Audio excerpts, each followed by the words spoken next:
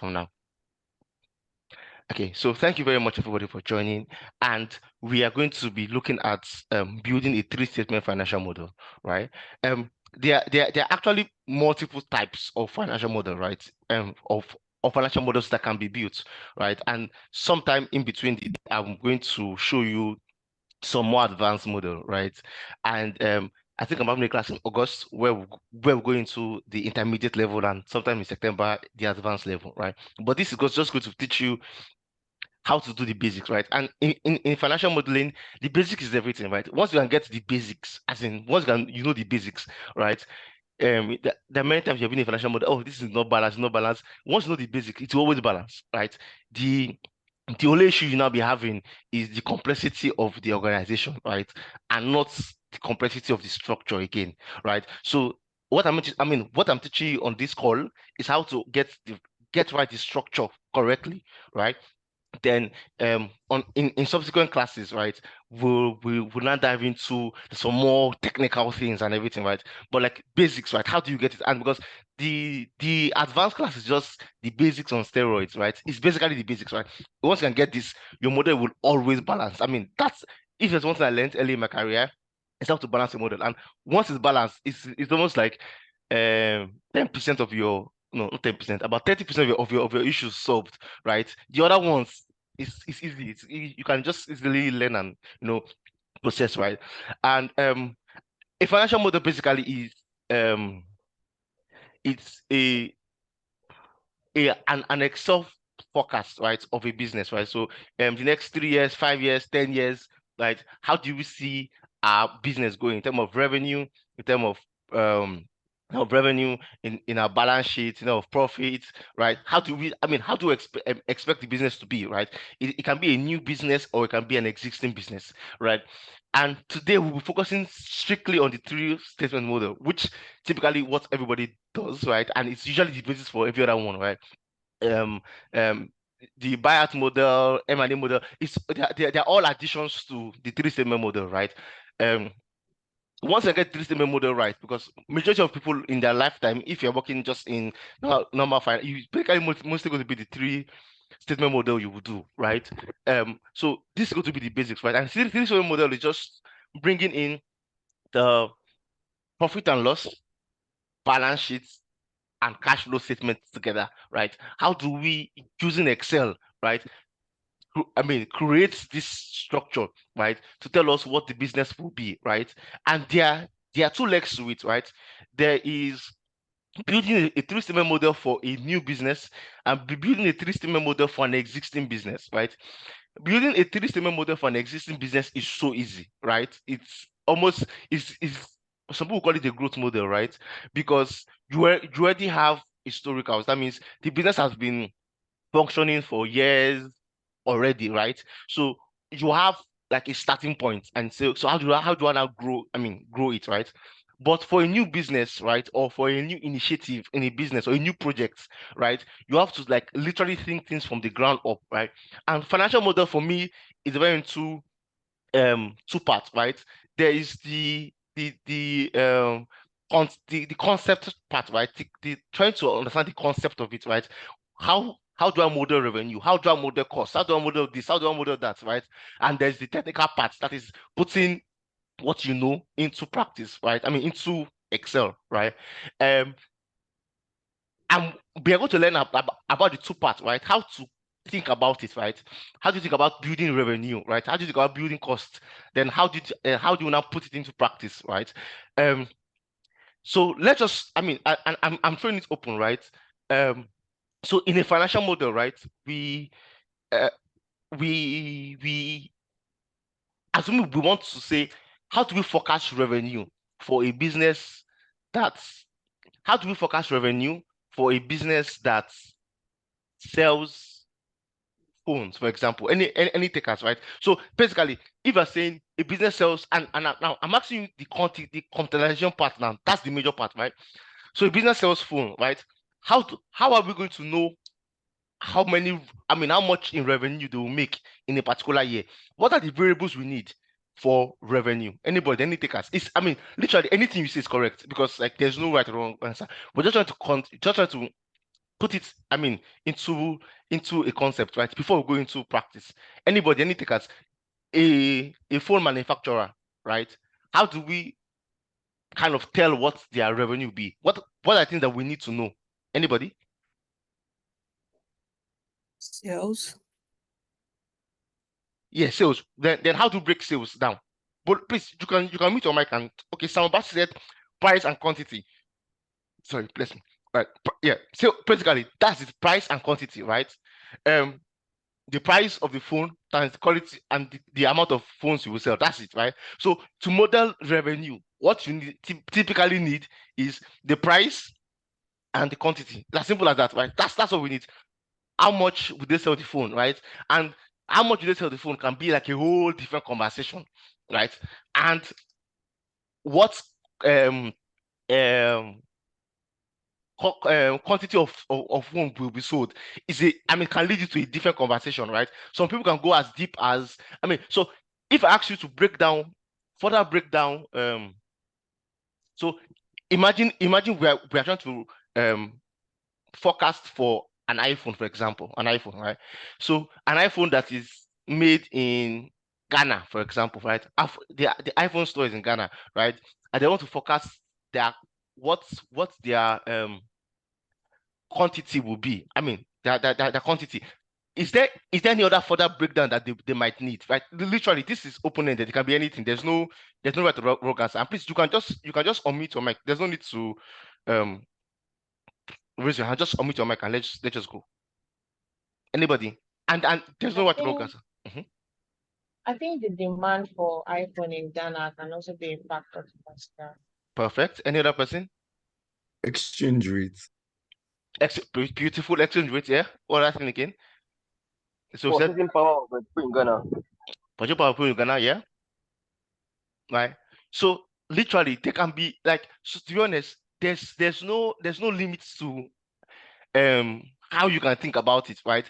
Everything will not depend on the information that is available to you, right? So as someone that is into financial modeling, right? You are typically not working alone, right? So strategy informs model, right? So for example, another person can say for iPhone, right? Quantity of iPhone, I'll look at what kind of make of iPhone, because the quantity I want to sell for an iPhone 15 will be different from the quantity I want to sell for an iPhone 11, for an iPhone for different classes of iPhones, right? So there are multiple ways to think about it, right? And as we go deep into it, right, we'll begin to explore it in more details, right?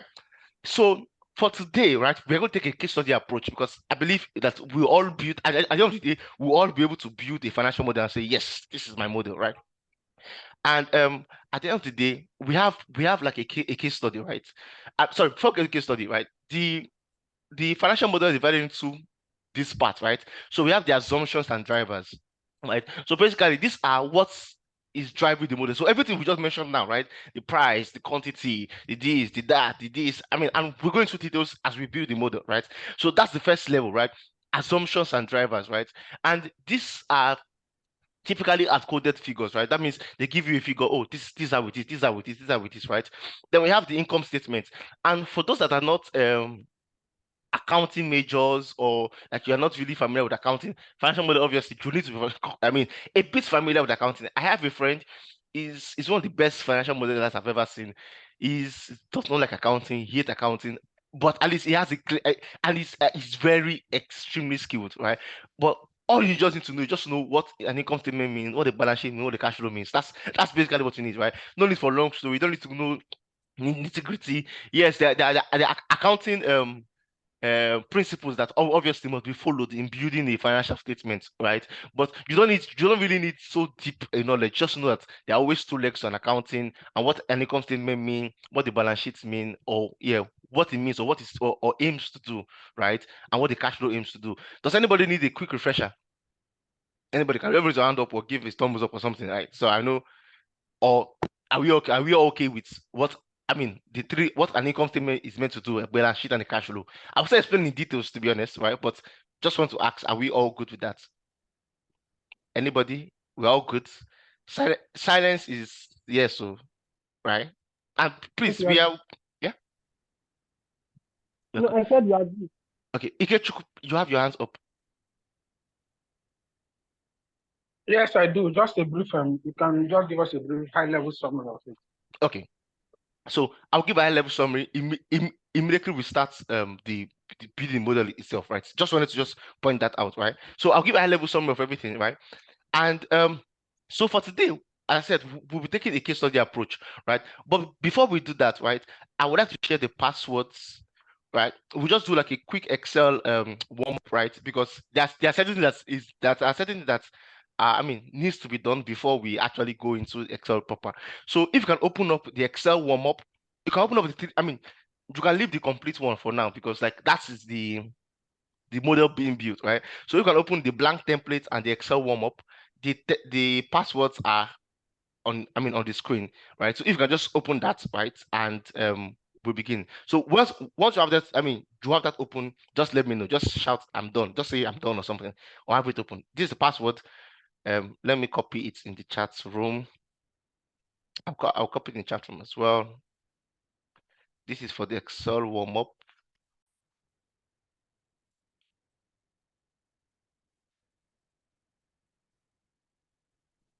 So Excel warm-up is. Can you please drop the link to the Excel sheet? Oh, to the Excel sheet. Yeah, Okay. I think you dropped the link. I changed my device.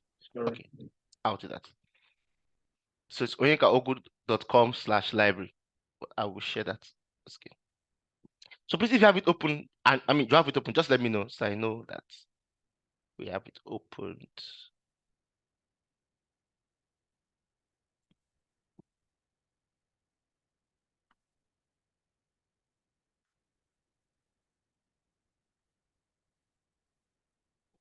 I've dropped the link.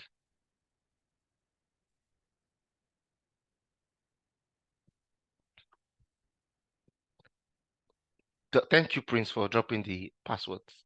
Right. So please, let's open it. If you have it open, just let me know. This is for Excel warm-up.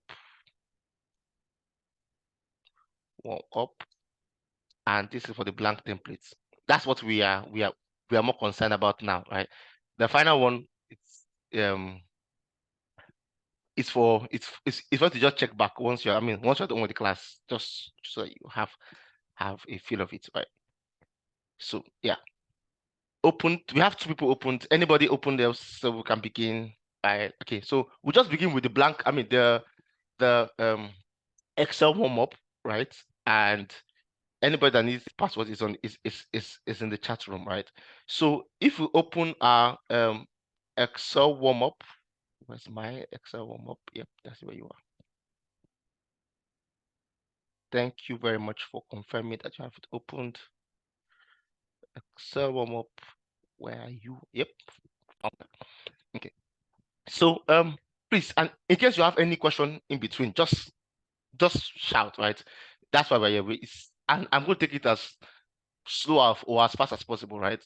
And so for this, right, we will we will not do everything in your spare time. You can actually take your time to do it, right?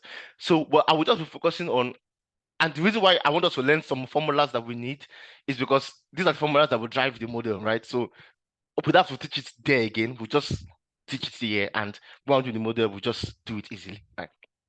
So now, one thing that I would say in Excel is that there are multiple ways to do one thing in Excel. There are 500 million ways to do anything in Excel, right? So if you even do something as simple as sum in Excel, right?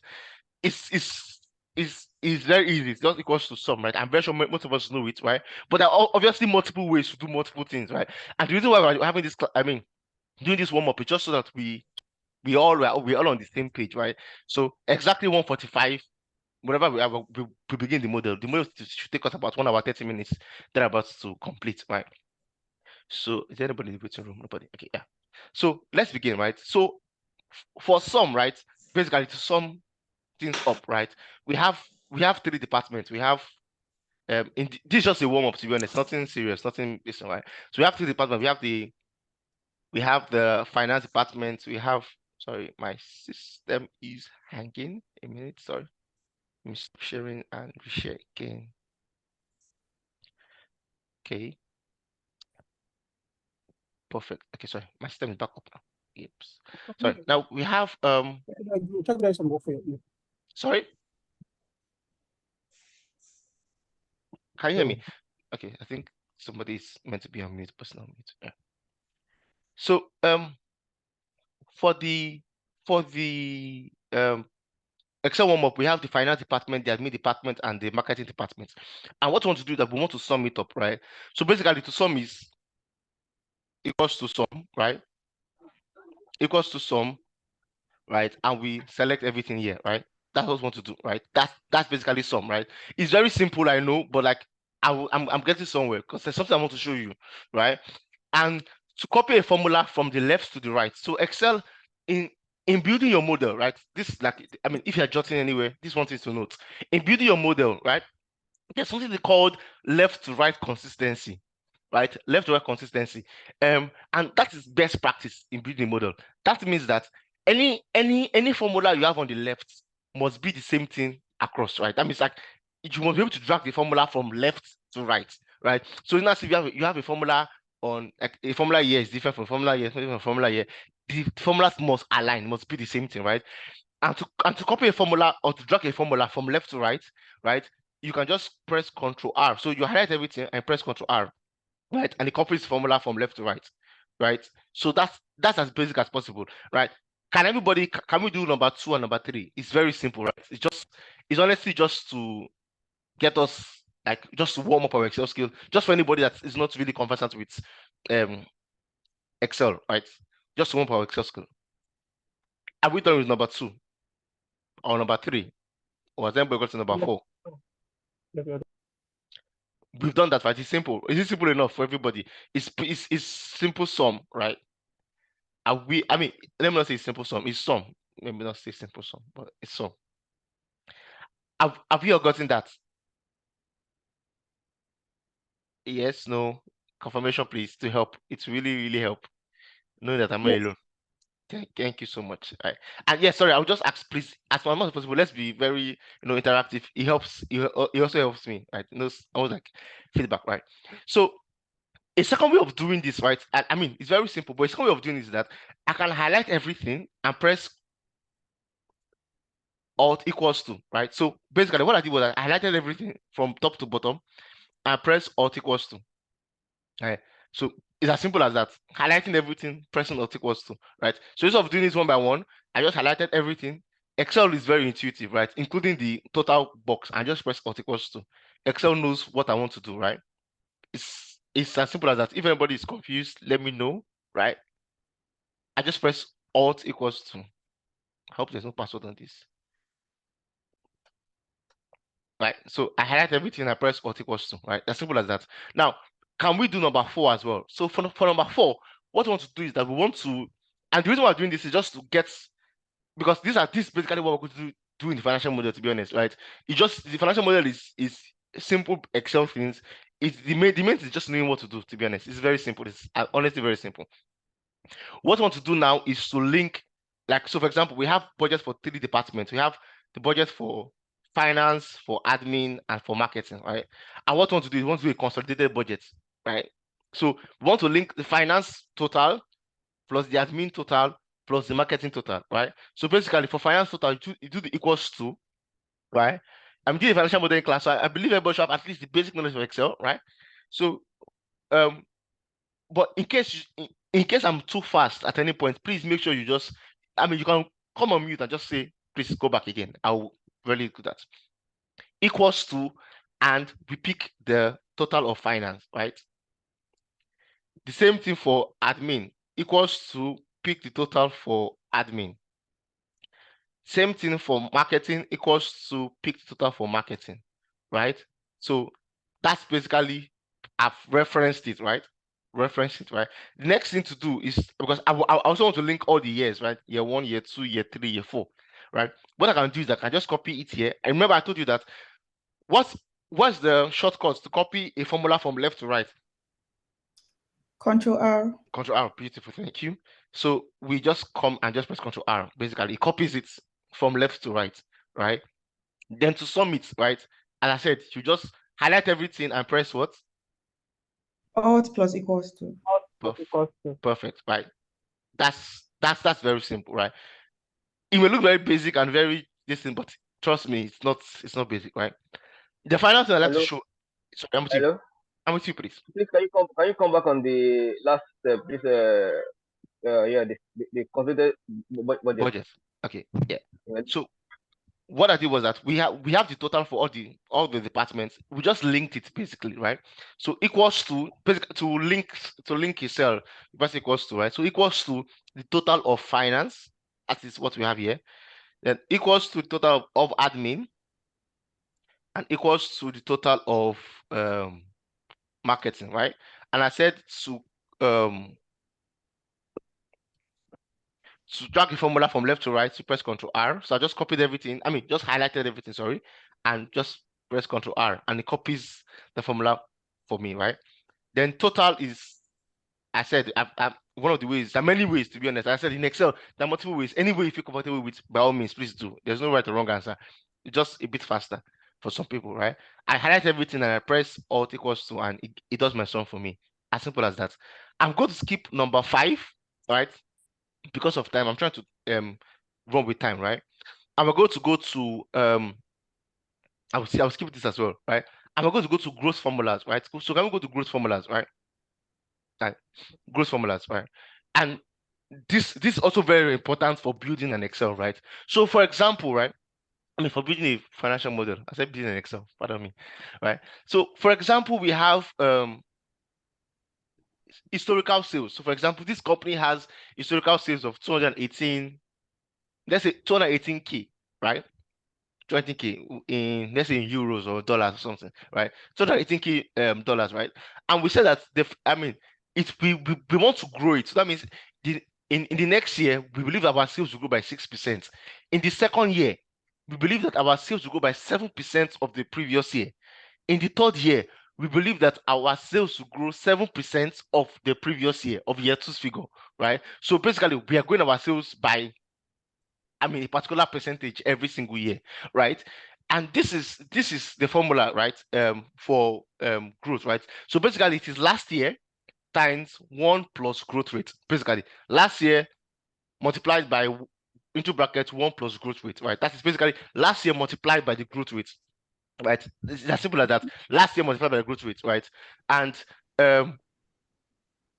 for those that are intermediate or pro in Excel, can we just begin to do it? And if you are done, just let me know you are done. The 5, right? But for those that are beginner, we'll do it together, right? But if you are intermediate or pro, please begin, right? While I and other people that are still beginners, we take it gradually, right? So for Sorry, but- Okachi. yeah, with you, please. Yeah, the password to the Excel sheet, can somebody please just help paste it on the chat? Okay, please. Anybody, the passwords? I know it's been on the chat before, but I changed my device, so I lost that chat. Yeah, that's for Okay, warm up. I've seen it, please. Yeah, Thanks. please. If somebody can just help with that, so I've seen it. Someone has posted it. okay. there. Thank you, no problem. So now let's continue, right? So for sales, right, we said it's growing by 6%, right? So that's equals to, start the formula in Excel, it's equals to last year. I'm taking this number 1 here. This is the formula written here, right? So it's equals to last year figure multiplied by, into brackets, 1 plus the growth rate of that year, right? Right, that is for the first year, right? Now, for the second year, right? I said our formula should be left to right consistent, right? That means if you drag the formula from left to right, if you do it for 1 year, right, you must be able to draw. I mean, so that is always a rule you must find, you must use, right? So that you don't have to type the formula 500 times, 10 times, right? So if you have to do some referencing, whatever you have to do, make sure that it's left to right consistent, right? So if we do this and we copy it from left to right using Ctrl R, remember I said to copy a formula from left to right, use Ctrl R. You can see that it's correct, right? So I did like a checker to ensure that if it's correct, you see a check mark, right? So it's basically that simple, right? So can we do dividend, right? Dividend and sales growth rate, it's basically the same thing, right? So anybody, Anybody? I mean, are we done? Is anybody done with dividend? Anybody? Yes. Perfect. Anybody else? Yes, we're done. Okay, beautiful. Thank you so much. Right. So dividend is take the same route, right? So equals to previous year's value multiplied by 1 plus then the growth rate, right? And we just drag it forward, right? There's a reason why we are doing the warm-up, just so we get everybody to get that. Please, how can I get the Excel file to work with? Please, onyekaogu.com/library, download it, and the password has been shared on screen. Okay. Now, so that is for growth rate now. But what of for increase, right? Increase, like actual increases, right? So for example, let's say other liabilities was 36K last year, and we said it will increase by 7.9K in the first year, 8.6K in the second year, 1.2K in the third year, right? So this one is no more growth, it's increase. So it's just basically the previous year added to the addition, right? So basically we're just adding it basically. So it is, it's equals to previous year plus the increase or the decrease, right? And we control R, and we control R. It's as simple as that, right? The same thing for reduction here, right? That is previous year minus what's above, right? It's as simple as that, right? And are we together? I hope I'm not too fast. I'm not confusing anybody. Yes, we are. Perfect, right? I'm trying to get us to wrap up this and start the model exactly by 11:40 as much as possible, right? So I will skip the reduction. It's the same pattern. It's literally the same pattern. It's just to like just follow the pattern that has been given, and it will also flow directly, right? So now for if, the final one we will do is if, right? We'll just do if, we'll not do if error, if or else. We'll just do if, right? So for if, right? So Excel is very logical, right? So the if function just helps you to it's almost like a statement, right? So if you're not a boy, you should be a girl, typically, right? If you're not going up, you're going down, right? So is that this or this, right? So you're saying this or this, right? So that's what the if function does, right? So basically we are saying, for example, if these are the scores of people in maths, right? Like Wasabi, Taylor Swift, Emmanuel Aaron, Dami, Onyeka, and this guy, right? Now, assuming the pass mark is 50, so anybody that scores above 50, right, pass. Anybody that scores below 50 failed, right? If it's just simple, so this is simple if, right? In an advanced class, we will obviously do some more nested ifs and stuff, right? But for this simple model, we're going to use just very simple ifs, right? So we are saying that if anybody scores, and the if function is if, right? Use if, right? So if, and Excel has like a syntax that we can follow, right? So if, right? So we're saying if the score in mass is greater than 50, right? That means the person passed, right? If not, the person failed, right? As simple as that. That's what we're trying to write, right? So equals to if, right? Equals to if the score, right, is greater than 50, the person pass, right? Are we together? Pass, right? If Yeah. not, Is the person is it failed. equals to or greater than equals to? Okay, yeah, that's another thing, right? So I mean, that's up to the side. So if the person gets 50, did the person pass, right? Let's say the person passed, right? So that is equals to if greater than, if the score is greater than or equals to 50, right? Right, it's greater than or equals to 50, right? That means the person passed, right? So that's who passed, right? If not, fail, right? Basically, right? But in Excel, right? Excel sees numbers, text, and Boolean. Number, text, and Boolean. Let me just give a quick Excel tutorial for next 4 minutes and we'll go into the model, right? So please tell me what you notice about these things I'm writing, right? Nope, sorry. So yeah.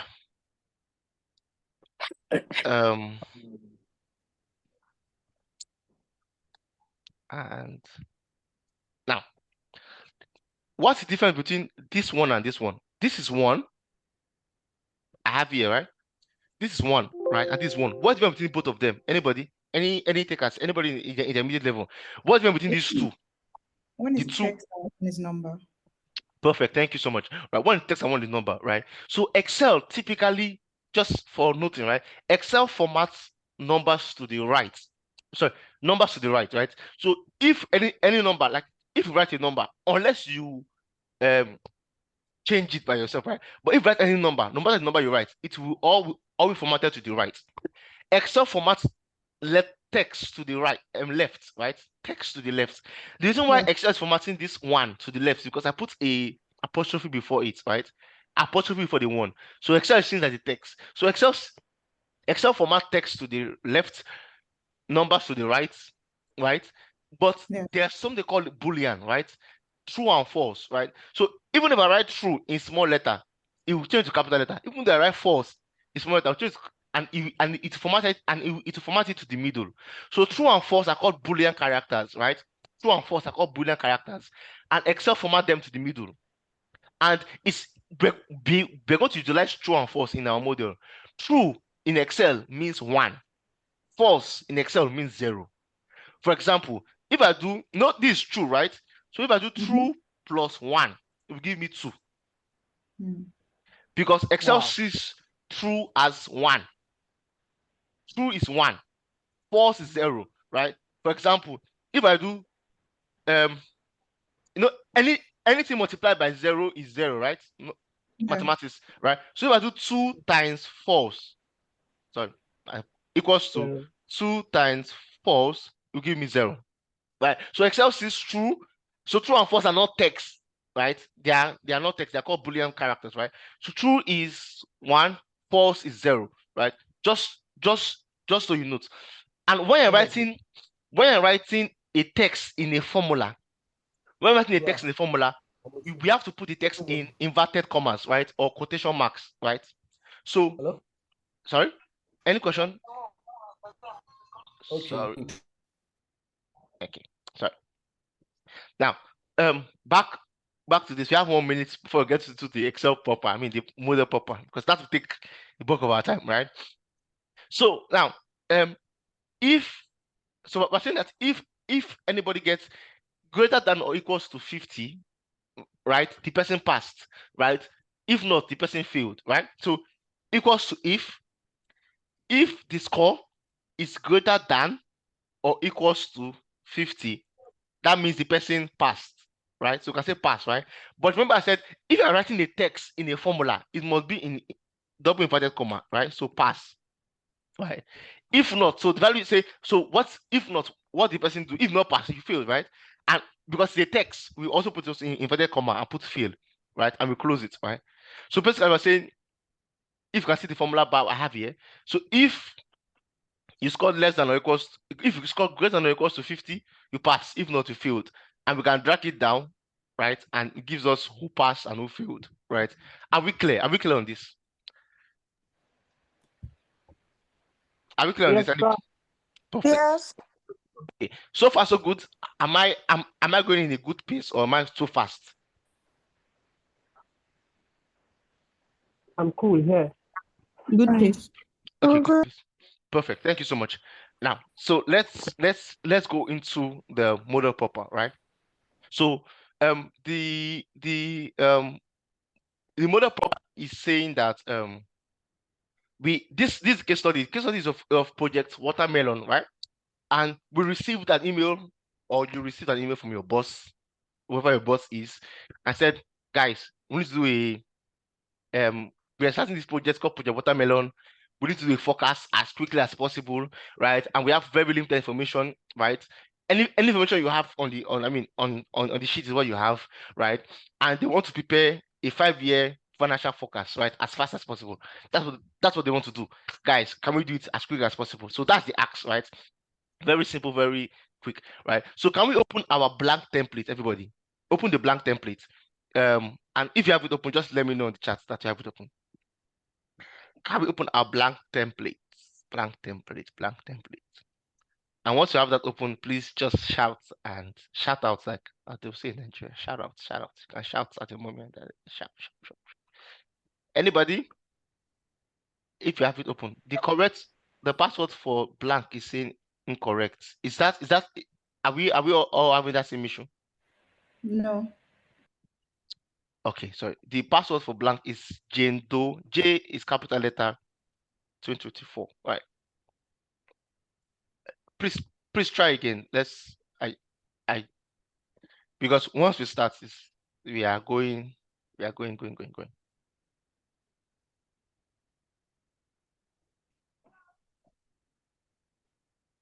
Anybody? Hello, sir. I'm with you. Yeah, do we need to put the password again to enable editing? Yes. Please, can I Alright, get your recording? okay. I'm currently in transit, and yeah. So yes, after the class, I'm going to share the recording with everybody that is present. Please, where do you find the documents? Can somebody onyekaogu.com/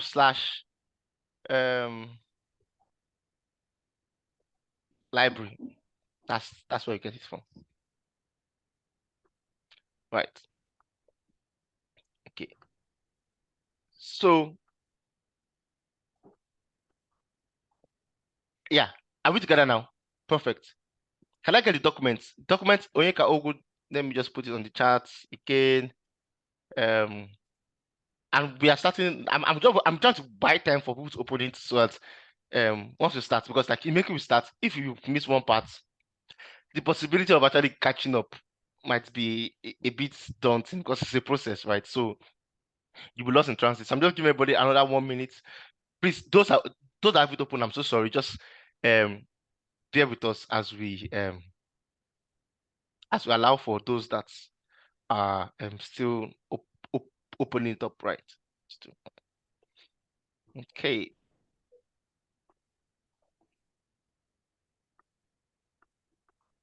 Are we good to go?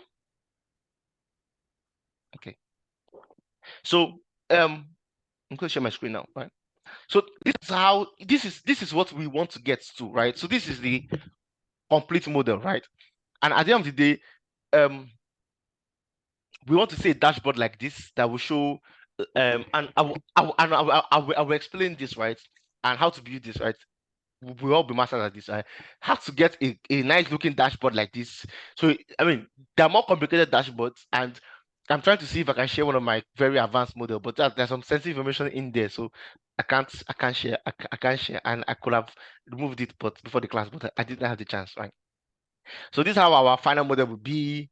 This is how we all get to, right? And yeah, this is the and I have some notes in the final model that will that actually I highlight the steps we take, right? So but this for the complete model, right? So this was what we want to get to, right? Have a 3-statement model.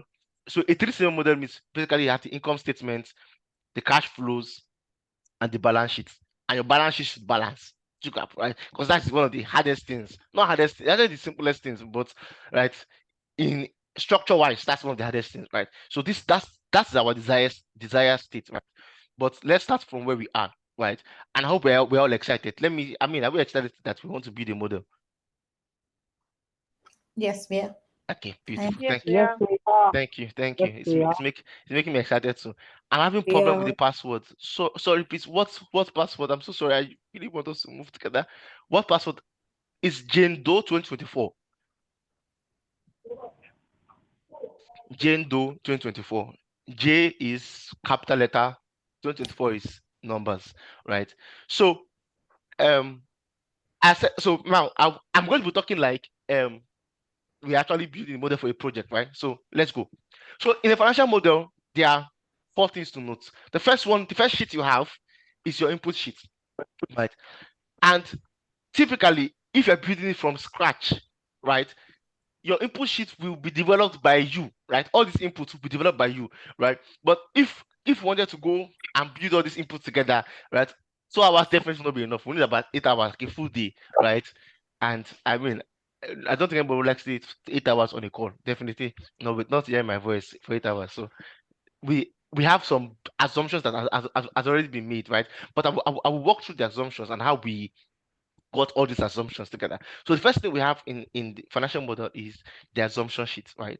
So the assumption sheet basically states, and if I take notes, this is a good point to take notes. The assumption sheet states the drivers of the various elements, and anything you are doing, you will have these assumptions. These are the basic assumptions you have, right? They're obviously, like obviously, I said, they are more advanced model, and maybe before the end of this class, and because as we are doing this, I'm trying to remove some things from the model that I have, right? I should be able to show you, right, some of the advanced model that I have, right? I've built in the past, right? So yeah, and you will see that it's honestly the same thing, literally the same thing, honestly the same thing, right? So we have the input sheets, right? And we have the calculation sheet, right? Right. Calculation sheet is almost like supporting schedules, right? So one of the rules of financial model, and I mean not a financial model, of Excel in general, is that your Excel must be auditable, right? That means that a novice or your superior, your manager, senior manager, director, partner, VP, right? Whoever your investment manager, anybody you're reporting to, the client must be able to like follow it step by step, right? And like it's almost like it's like the best financial model are very simple. Anything that's so complex, I have like 500 million formulas since I want is that means the person is just it's I mean typically that is wrong modeling. Modeling should be very simple, clear, that you can almost follow one by one, right? And you see, and the way I build this training template is very basic, so I can go one by one by one by one by one, like from step to step, right? And anybody can easily audit it, right? So we have the calculation sheet, right? Then we have the output sheet. Typically, some people may have this output sheet as three different sheets, right? So they will have the income statement as one, balance sheet as another, cash flow as another, right? But I mean, it's all depends on preference, right?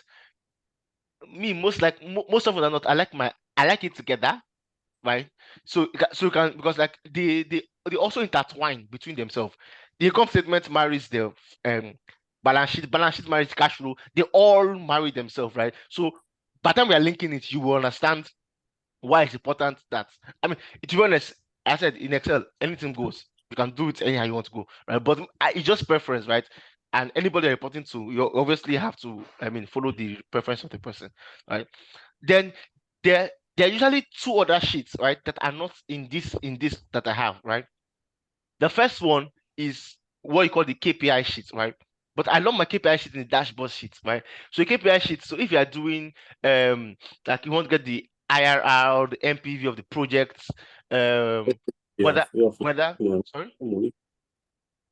if you want to run some sensitivity analysis, and all these things are more, I mean, are intermediate level, right? So when I'm having an intermediate level class, I'll talk more about them. But this is just to build the first model, very simple, but it gives you the basis of everything, right? Then the final one you have is the dashboard. The dashboard is Temere, to be honest. Sorry if you're not a Nigerian, but Temere means I don't know what is English is failing me. It's like an executive summary, basically. That's the word, yeah. So high level, what our KPIs, how is our revenue going, just gives you in a pictorial form, right? And an easy to use form, right? And in case you have some toggling to do, right? And I don't have any toggling here, right? So it's not we'll not do that, but most likely before the end of the class, I'll show you one of my models and how we do it, right? So now let's begin. Are we ready? So let's go. Let's go. So we have the assumptions. The first assumption we have, right, are what we call general assumptions, right? And then I will tell you why they're necessary, right? So we have the days in the month in the year. So we have quarters. Like it depends, right? And I will tell you why they're useful as we go down, right?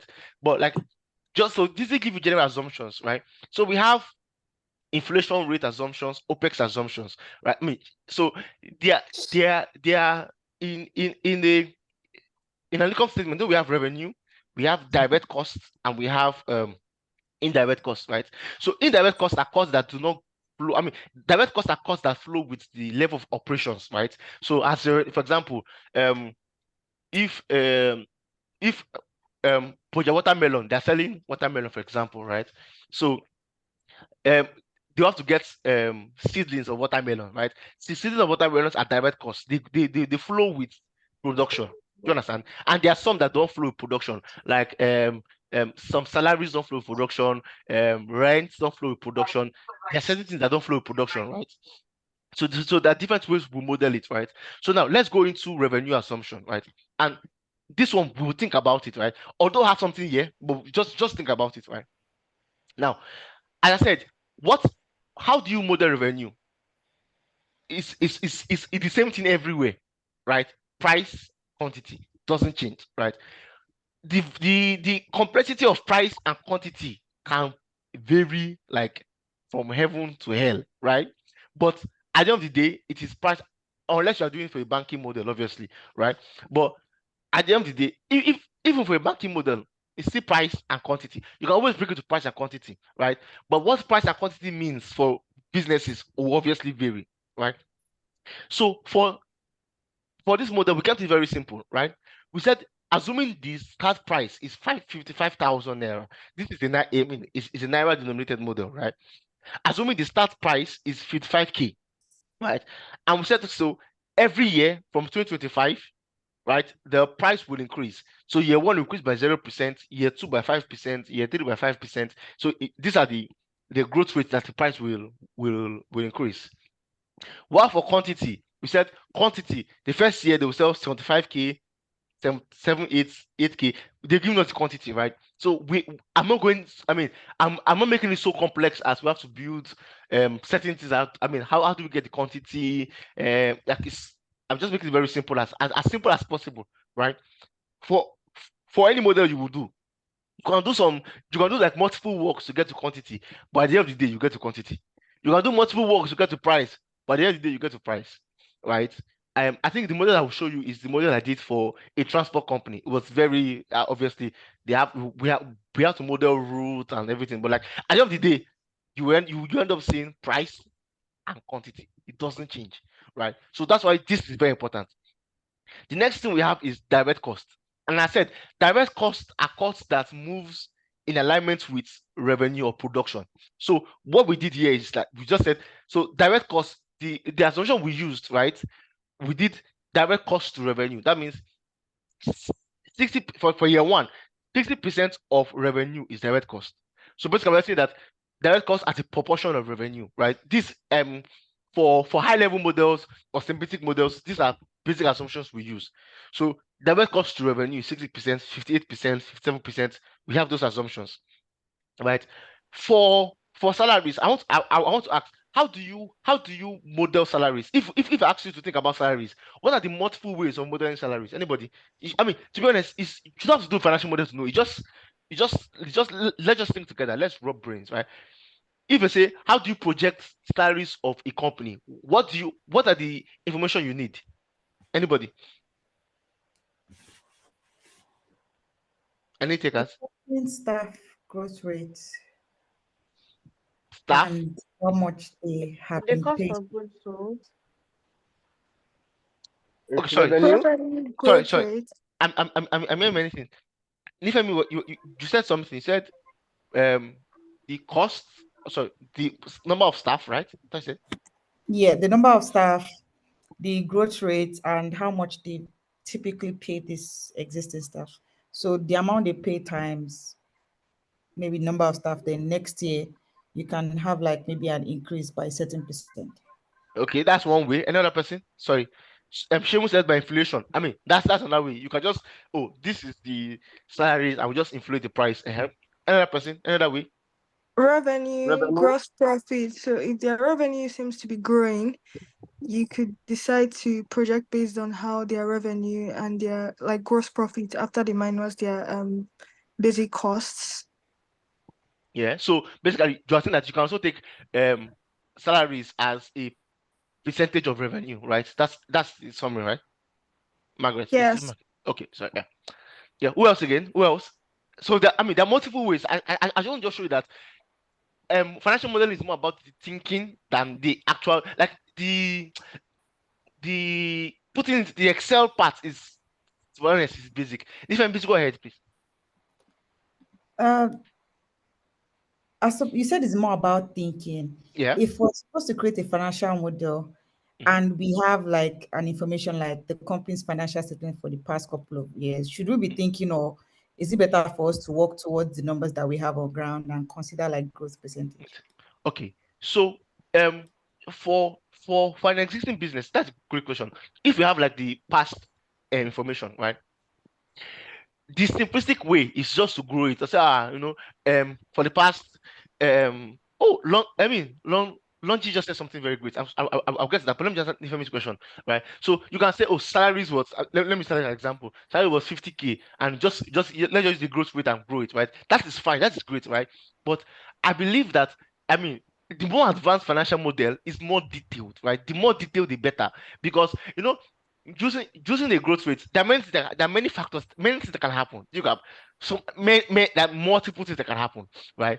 So one of the ways, like the most granular way to build salaries, is to get all the staff in the company, right? And I've done a model that you get all the staff, you write all the staff in the company, right?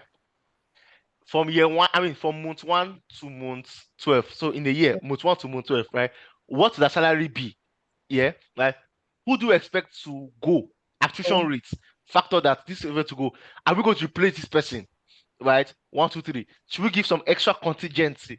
1, 2, 3. So I said there are multiple ways, right? And Longy just said something. He said staff turnover and replacement rates, right? So you can also put play a factor. Yeah. So there are multiple ways, to be honest, right? So those that know how to model well, and those that know how to think well, right? So having the kind of conversations and bringing all these things, would this play a factor? Would this play a part? Would this play a part? Would this play a part? All inform financial modeling, right? So I want us to get comfortable with thinking out of the box. If I please go ahead, please. Sorry, I'm looking at this from a big picture. If you're Okay. going to definitely present this to a client or even like your immediate superiors, right? Mhm. The whole idea of thinking about it, are there instances where you and the person you're presenting the model to might have different standpoints, which can Opinions. affect the outcome of your Perfect input. Yeah. And so that's why financial model is more of is both an art and a science, right? And usually before I if I'm playing like in a real life scenario, like I'm working, like I'm giving like a real life example of what happened to me now, right? I'm working with the clients and everything, right? So the first thing I do is that, are there any touch points that myself and the manager myself and the partner, sorry, may have issues with, right? And I say, oh, sorry, this I'm thinking. Before I start, I say, oh, this I'm thinking of modeling revenue. This I'm thinking of modeling this, right? This I'm thinking of this, right? And obviously, it will depend on the information you have from the company as well, right? So, for example, I may want to go as detailed as getting the name of the company, staff, and everything. And the company say, I beg, we don't have this one. Don't stress me. We don't have this information. What we can give you is this is what we can give you, right? So, based on what the company can give me, right? So, I prepare like I don't know if I can share my screen. So I prepare like because I also do it on the side as well. I do financial models for companies, other than my 9 to 5, right? So I prepare like a document that say, oh, this for revenue, this is what I need for staff, this is what I need, right? They'll say, Onyeka, we don't have this one, we don't have this one, I beg, we don't have it, this is what we can give you. Based on what they can give me, I will now will now tweak my position, right? So I don't build the structure first, because you may build structure with they'll give me this. Then when the client comes back, you say, we don't have this, right? So based on what the client gives me, I go to the partner and say, oh, partner, or the person I'm reporting to, and say, they have this, and because of this is the only sensible way to model this, right? And it's always good to have this kind of conversations. So how answer this question? The question. Yeah. So back to that, right? So, but for this, right, we're taking a very simplistic approach for salaries, right? We are saying that this is the average cost per head. So there's some let me share one of my. This is the model I use for teaching the basic plus class, right? So it's still a basic model, but it's basic plus, right? So I don't know. Can you see my other screen? This is different. Can you see what I'm showing? Sorry, can you see a model that doesn't look like the one you have?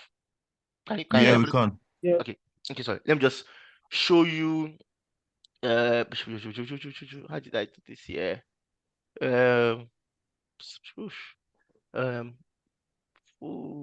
Okay. Did I do salaries? Oh, okay. So, for example, right? This is high level, right? And this is what I used to train people for the basic plus class, right? So, like, we have number of so for example, this is a. Should I go into detail? But basically, I'm just showing that there are other ways, right? So yeah, I'm looking at this is the so the cost. This is like a car repair shop, for example, right?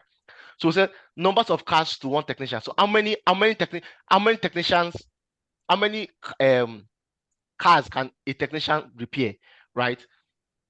So based on that, how many based on the cars we want to repair per year, right? How many technicians are we going to need, right? And what will be the price per technician, and what will be the cost rate? So I'm just trying to show that there are different and multiple ways, to be honest, right? Multiple ways. But here we are doing a simplistic approach. Average cost per head multiplied by number of staff, right? I hope we're all together in this, right? The next one is administrative cost, right? I'm just using very simplistic approach, right? So we have so we said administrative cost, let's say rent, I don't know, advertisements, marketing. I just said we have like a starting at admin cost, right? And we have growth rate. So it grows by 5% every year, right? Now, I'll show you something. There's a can you see the difference between what we have this and this? What's the difference between this row 22 and row 31? Sorry, can you see anything between this row? Sorry, row 31 and row 22. What is the difference between both of them? They are both percentages, but what is the difference between both of them? One is linked. Yeah. Oh, Pamela, you don't quite understand salaries. I'm going to explain that once we are building it. So every time I explain it, I will explain it again once we are building the model, right? So you can see that now direct cost to revenue. It is in blue because it's a hard-coded number, right? So another thing in Excel is that there's always what we call let me hide this here, right? So we use certain style guide, right? Oh, sorry. Sorry. We use I'm going to show that, right? So we use certain style guides, right? So in this, right, you notice that anything that is hard-coded is in blue. Anything that's a formula or is in black, right? So that helps you, whoever is editing the model or yourself as well, right? So anytime I see a black number, that means there's a formula inside. If I see a blue number, that means it's plain hard-coded numbers. Do you understand? It's it may look very is it necessary? It's very important, right? If I please go ahead, please. Is this your personal like coding, or this is how Excel normally comes? I've never noticed. No. So this is my personal coding, right? So everybody has different. So there are different ways. For example, in this sheet, typically I like using black. I don't know why I like using black and blue, right? But yeah, it's my personal. So what's it? It's just a text highlight thing. Yes, a cell guides thing, right? For different models, some people will highlight their own, right? If it's highlighted in yellow, for example, it means it's this thing, right? And typically there's meant to be another sheet called there's meant to be another sheet called control sheet, right? And in the control sheet, right? So I have it in the. I don't do it in this other one because I'm doing a basic one, right? But just go through this, right? There's usually a control sheet, right, or a instruction sheet, right, that will now show you, for example, right. So here it shows that anything that is in blue and like formatted like this means it's manual. Anything that's like this means it's a call-off cell. Like there are different ways, right? but this is advanced, and it's not, it's intermediate. Let me put it that way, right? Right. So yeah, but yeah, I'm being very simple. Black is formulas, blue is this thing. So to be honest, anything depending on your, obviously, the color palette you're using, right? Then for other costs, we also assumed 2K, right? 2 million naira. Now, then we have depreciation. Depreciation is I mean, we have PPE, that's assets, right? So you buy assets and you depreciate it. I believe we all know. So basically, depreciation means that you are buying an asset, right, that will serve you for 5 years, 6 years. It will be unfair to just remove that cost once from your income statement, right? So we stagger the cost across the useful life of the asset, right? So for this one, it's a very simple one, right? We're saying the cost is 60 million, and we'll stagger it over 5 years, right? Then for debt, right? We said if the company will take any debt, right, the debt will be will be at 19% for 4 years, right? This is just assumption, right? So if the company will use debt, it will be 19% for 4 years, right? And we said these are the tax assumptions, basic tax assumptions. We have dividend assumptions as well. We have working capital assumptions. I will explain this once we are doing working capital, right? And we have the use of funds, right? That is what do we need funds for, right? And I'll explain that as we go into detail, right? But the first thing to do now is to go to calculation sheets, and let's populate calculation sheets, right? So it's very simple. So basically using what I taught you under the Excel warm-up, right? So we want to model revenue. I'm saying revenue is what? Price times quantity, right? So what's our price? Equals to our price assumption is here, equals to, for revenue, price assumption is what? 55,000, right? But you see that we also have a growth for the price, right? A growth rate. That means every year the price is meant to increase, right? And if you remember the Excel warm-up that we did, right? Let me just quickly, yeah, the Excel warm-up that we did, right? To get the price, right? It is the price at the start multiplied by the growth rate. That is 1 plus this growth rate here, right? Are we all together? So price is price multiplied by 1 plus growth rate. Remember the Excel one we did, right? That's why we did this. So I will not explain it here again, right? Then we close it and enter, right? So price, so starting price multiplied by 1 times growth rate, right? So as I said, your formula should be easy enough to drag from left to right. Now let's drag this formula and let's see if it's okay, right? When we drag it, it doesn't look okay. I mean, to drag it, I remember I said it's Control R, right? That means you copy it here and just press Control R. And you can see it's giving us 0, 0, 0, 0. This is not what we want. What's the issue? Anybody? Can anybody? Those that are advanced in Excel or intermediate, what is the issue? Why is that our sell? It's as if we're having 0 in terms of price. What is the issue in price? What's the issue with our formula? Yeah, sorry? The Formula is not locked.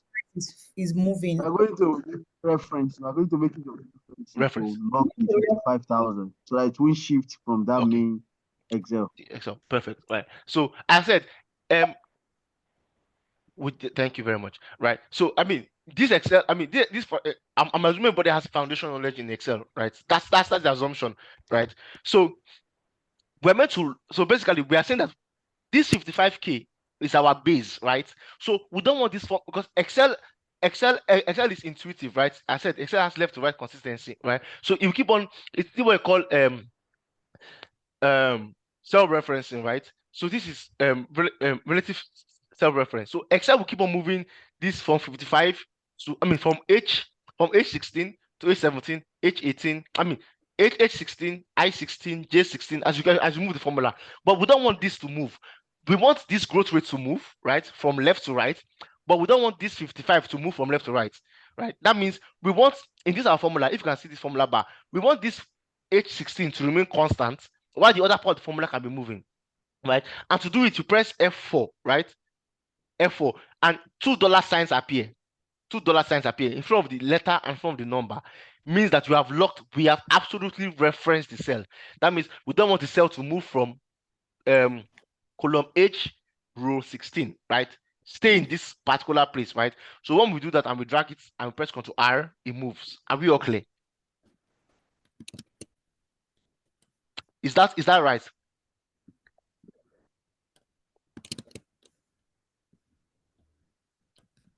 Are we all clear? Is that right? Yes, sir. Yes. But is this Yes. is this right?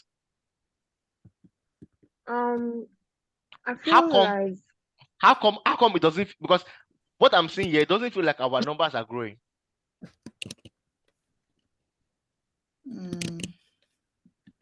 that's because we made the 55,000 constant Okay, at what the should we do? period of this. What should we I do? think the growth rate should be per year. So we shouldn't have made the 55,000 constants. Rather, we can just make the cell 16. We can just lock the cell 16. So it moves as the increases by year. I don't know Okay. if that makes Yeah. sense. Yeah, I get, right. So the issue is But that I think the percentages of the growth are constant too.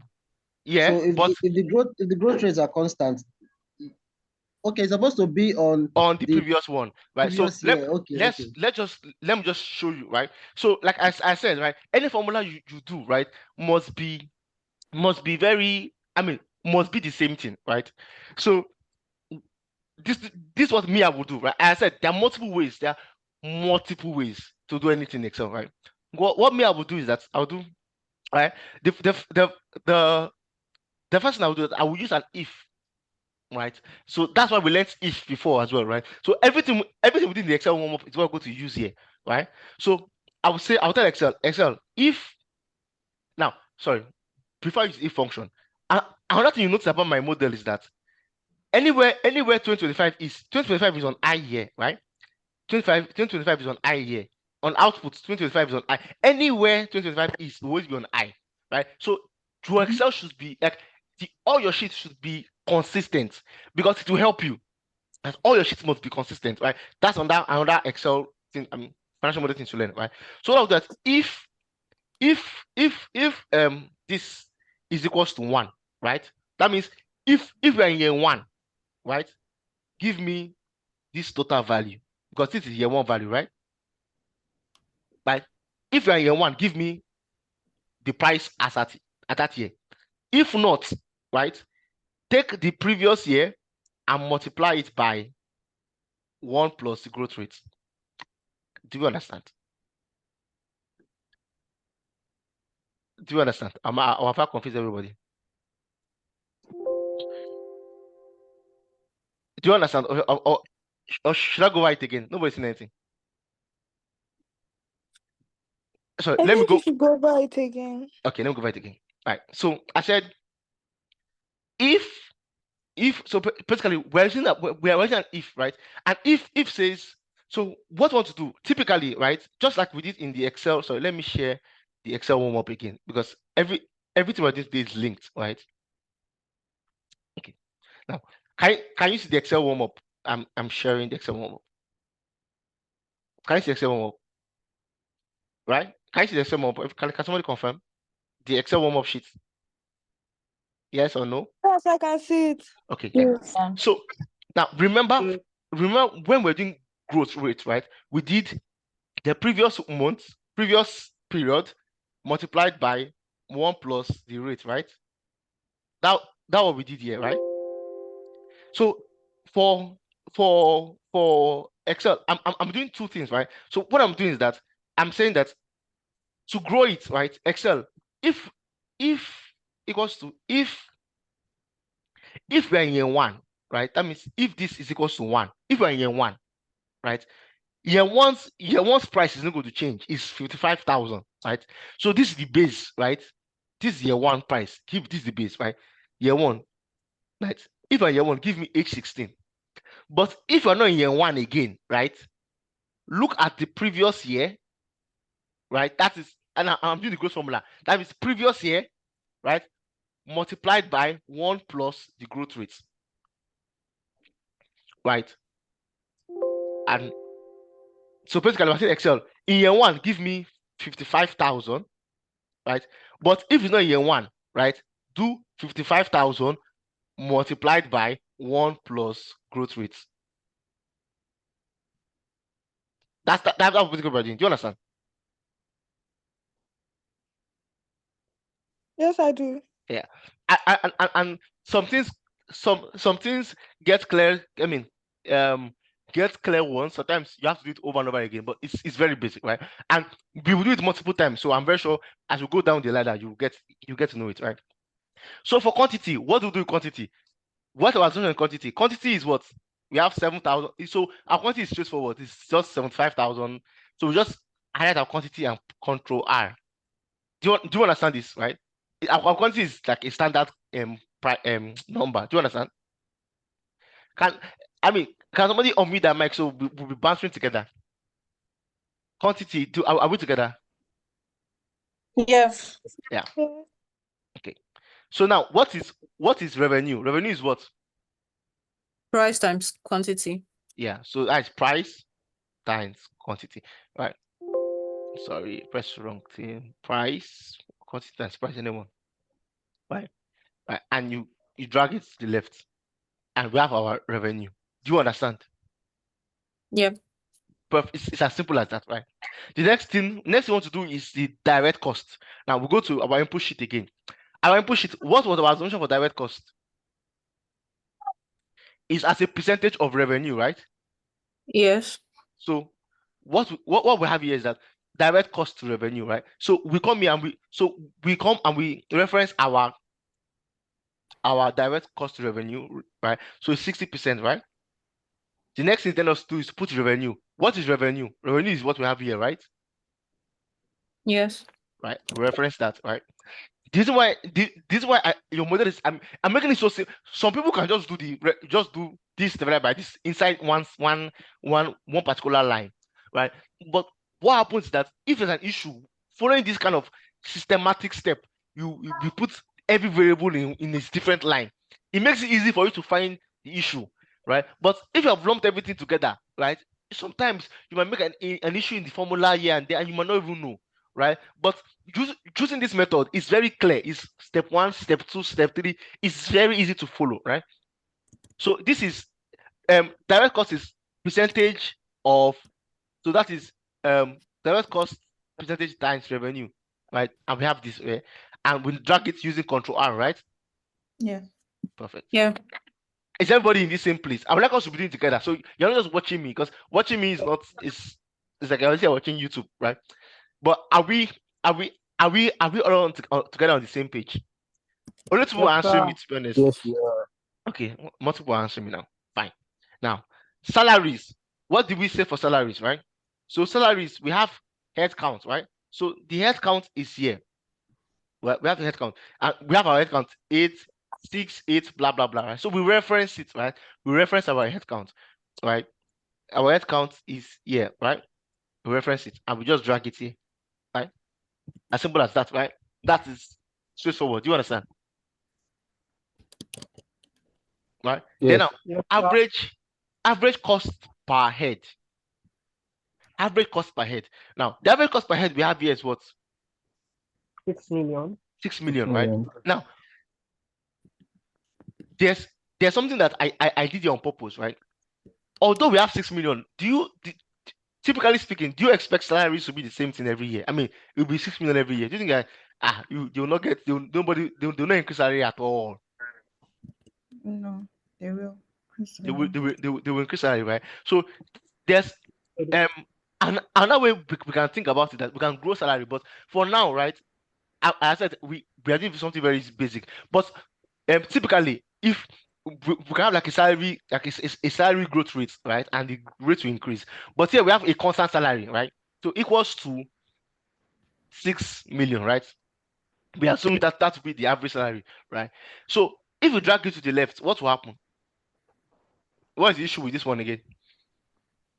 Why is an issue here? Anybody? The cell is Because not we do not lock full. it. Yeah, so Yeah, you've not We don't referenced lock it. we lock it, right? By putting a dollar sign in front of the H and in front of the Absolute reference. 27, right? After the reference, and we have it here, right? So total salary will be what? Head count times average cost, right? Average cost per head. Right? Head count times average cost. As simple as so. Like if you do a model like this, right, you will not you will never run into error, because some people try and do they'll just do everything in one. They'll just come here and do this times this. I mean, the possibility of getting it wrong is high, and if you not get it wrong, the possibility of finding what is the issue. Building a model is not hard. Finding the issue is hard.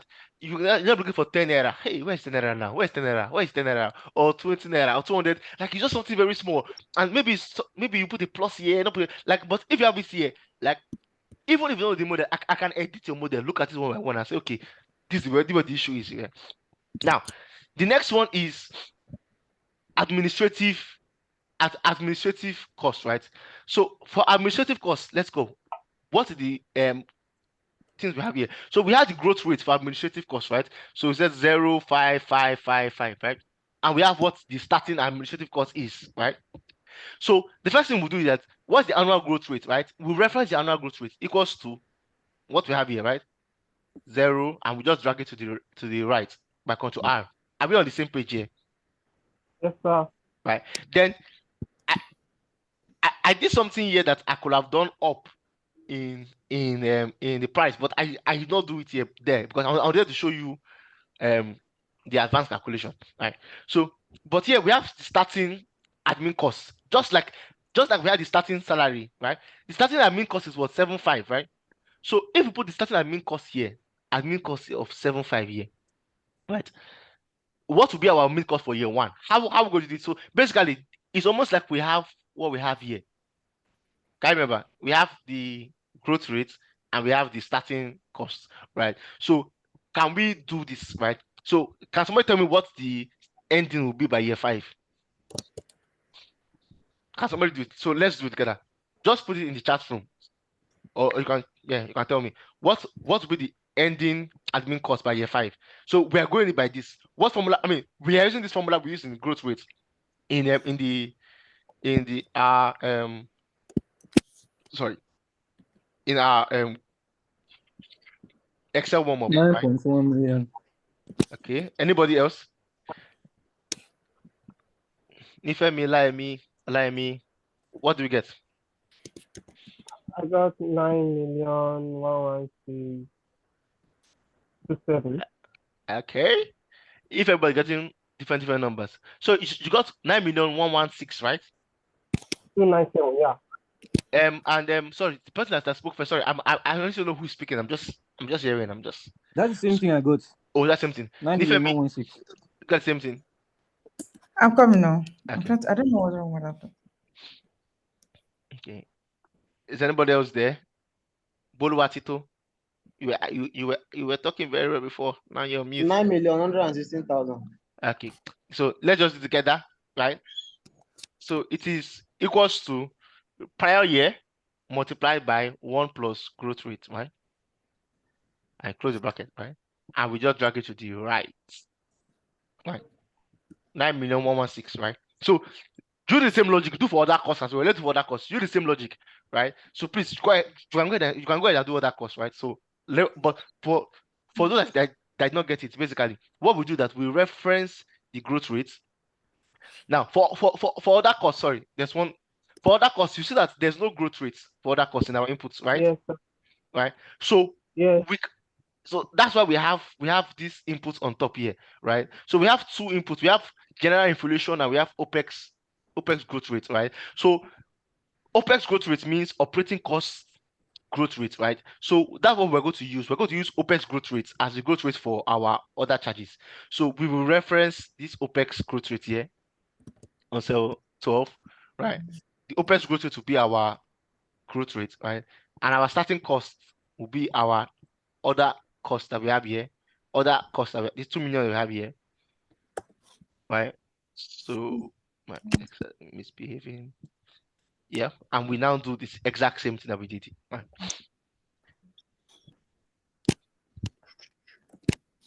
Let's go. What do we get in year 5?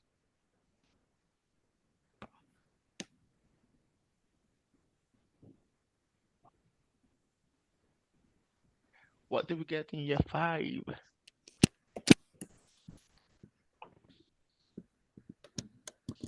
Anybody? Anybody there? 2,431,000. Is that 2 million? 431,013. Okay, anybody else? Because we're entering depreciation territory now, so we have to be after this. These are the simple part, very simple, straightforward part. 2,431 million. 2,431. Yeah. So that is this one plus above, right? The growth rate that we used. Yeah, perfect, right? So we're in simplest now. Now the next thing is depreciation. And please, I'd like us to listen carefully, right? So now for depreciation, this is what we call a schedule, right? In a schedule, right? In a schedule is, I mean, in an accounting schedule, right? We have opening balance, addition, charge, closing balance. That's how it is. Opening balance, addition, charge, closing balance. Opening balance, addition, charge, closing balance, right? And to start any schedule, your opening balance in accounting, your opening balance for 2021 will be the closing balance of 2020, right? Right. So Yes. your opening balance in this year one, will be your closing balance of your previous year, right? So that's what you should do, right? Just do that and copy right. So in any schedule you are doing, any schedule, if follow this step methodologically, I mean, most people at work, they say I'm very like I used to model, like I just started modeling. Like no matter how complex the model is, I do it like one by one. I just do it 1, 2. I don't. I mean, I'm an advanced Excel user, but I've been Excel as I'm a baby, right? Because like I don't like trying to be very braggadocious and you not make one very silly mistake. You not be finding 10 error, 20 error, right? Just as simple as possible, always works. Then your closing balance is the sum of everything, right? Sum of everything, right? Closing balance, sum of everything, and you copy it here. So now we have our opening balance and closing balance, right? I mean, that is one already gone, right? So we have opening balance done, closing balance done. It's as simple as that. Are we together? Yeah. Now, the next line is additions, right? So now depreciation is usually on the fixed assets you buy, right? The assets you buy, right? Depreciation, right? So additions is what asset did we buy? So let's come here. What asset did we buy? We bought only one asset in year one, of 60 million, right? Yeah. So we just do equals to, and we reference this 60 million. These are the additions, right? 60 million, right? And you can see that, everything, everything that the opening balance and closing balance, because you did it well, right? Your schedule is okay, right? And we can drag it down. Hello, right? sir. Sorry, I'm with you. Hello, bro. Please, how do you get the opening balance? I saw dash. So I was wondering how you got sorry. So I said the opening balance for a particular year is the closing balance for the previous year. So the opening balance for year one is the closing balance for year 0, right? that. So just Okay. equals to the closing balance for year 0, right? So just equals to the one that is here, right? That's H40, and I dragged it left, right? And I said, Okay, thank you. yeah, for our addition, right? Addition, we become here. Addition, I mean, the division is on PPE, right? And addition is 60 million, right? For year one is 60 million, right? And we can drag it left, right? I mean, although without any other addition, I mean, any other what do you call it again? Any other thing in the year, right? Now, depreciation is very simple. So depreciation means that depreciation is we are buying these assets for 60 million, right? But we want to use it for 50 years. Sorry, 5 years, right? That means these assets go to last us for 5 years. So instead of charging 60 million in our balance sheet at once, right? We'll charge 60 million divided by 5. So we'll spread it by 5 years, right? So your charge for the year, for every year, will be your depreciation, your additions, right? Divided by 5, right? That's what we'll do, right? Your addition divided by 5, right? Addition divided by 5, right? So basically, what we're doing here is for charge for the year, we are doing the additions that we have, right? Because these assets, we are depreciating the assets by 5. The assets by 5. So divided by your depreciation rate. I mean your amount of years, that is 5 years, right? So what what we just did is that we did the addition divided by the years, right? And what we do that we now drag it to the left. But we have an issue, right? Because this 60 million is not changing, right? So we have to lock it. Do you understand? So we lock the 60 million, we absolutely reference it. And if you notice, the useful life too is also in a particular cell, right? So we also come to the useful life and lock it. So it's 60 million here, the additions divided by the useful life, also absolutely reference, right? And because it's a charge, right, we just put a negative in front of it, right? It's a charge, so it's meant to be soft, it's meant to be a reduction, right? So we put a negative, just put a minus sign, honestly, in front of anything, right? In minus sign, right? And we can drag it left. Are we together? Yes. Everybody? Good. Everybody, are we together? Okay. Now, it's important for us to go together, right? So now, I will leave. Sorry. Sorry. So I'm not able to lock on my I'm having frame 4, but it's not locking. So there's another way to lock it, which I don't. So you will use function key and F4. Some laptops you have to use function key and F4, right? But basically, what I want to do is, or you can just put a dollar sign in front of the number and dollar sign in front of the letter. So you have H42, a dollar sign in front of the H, a dollar sign in front of the 42, right? That's it, right? So those are the 3 ways. So F4 or function F4, right? There are certain variances in the device. Like on my laptop, I use function F4 as well. I think you just keep both types. That's just the funny variance. Right. You. Okay. So I said now. So for taxation, now please, anytime I do leave taxation, leave dividend. So for example, now your taxes is on your profit, right? Yes. And we don't have a profit yet, so it's best to leave it. Your dividend is your profit. Is on your. I mean, you pay dividend on profit, right? It's on profit, right? And we've never done the income statement, so there's no point. We leave it, right? So you leave this, and we come back to it, right? Now the next thing is your working capital, right? And now let me explain working capital, right? So right, yeah, let's do it now, right? Okay. So now when you sell stuff, when you sell goods, right? In a business, typically, it's not all the goods that will leave, right? I mean, let's say you have like this company is selling marshmallow. I mean, watermelon, right? Watermelon. Yeah. Yeah, we sell watermelon, right? So they will obviously have a stock for watermelon. They'll have a stock for watermelon. That means they'll produce watermelon. They will sell some and they will this thing, right? Right. So there's an assumption that we have here that I did not explain, right? So we have inventory days. Yeah. Right. So the inventory days is basically saying that how long does it tell us, how long does it take us to sell our inventory? So yeah, what we have here is that it takes us 25 days to sell our inventory, right?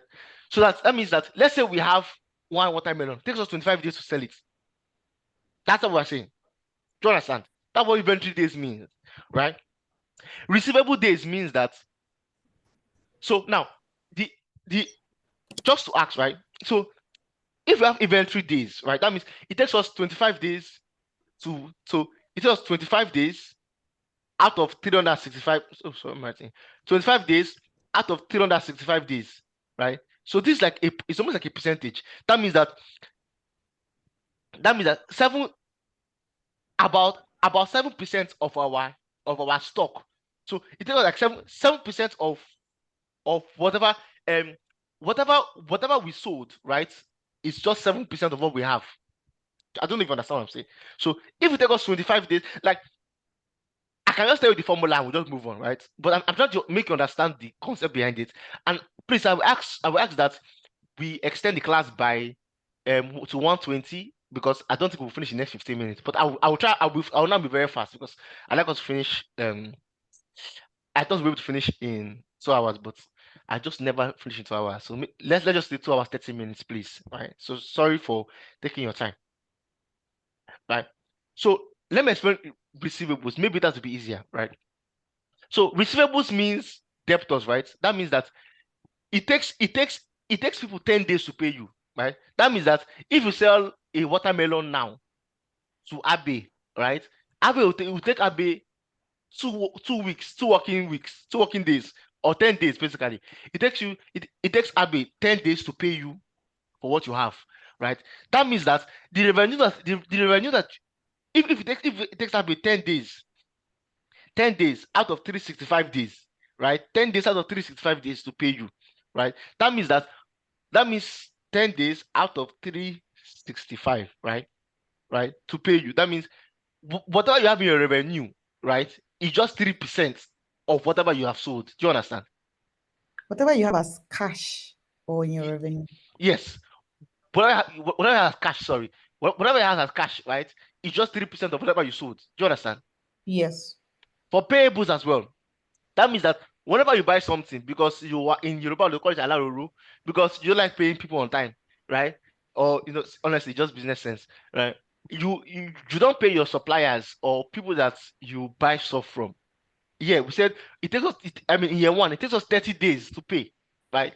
That means that whatever you have paid out as cash, right, it's not actually the full payment of it, right? So let's say you bought some things, you bought many things, you bought goods from people, right? Whatever you paid, whatever you are recognizing as what you purchased, right? Your purchases, right? You actually not pay everything in cash, right? It took you 30 days to make payments for whatever they give you, right? So the proportion is 30 over 365. Times whatever you paid out, right? So for inventory, right? To calculate inventory, right? I said, can you see my screen? I don't know if you can see my screen. Yeah, we can. Yeah. Inventory, right? So we said we have inventory days, year one. Inventory days is for year one is 25 days, right? So 25 over 365, right? That's why I have this in the year, right? So this is the proportion. So this is the, where's my Excel? Do like this? Go up. That's 365, right? Now this 365, because it's a static number, we have to lock it, right? Don't forget, right? So this is the proportion, right? This is the proportion of inventory that we have left, right? So now are we going to multiply our inventory by our revenue or by our cost of goods sold? Anybody?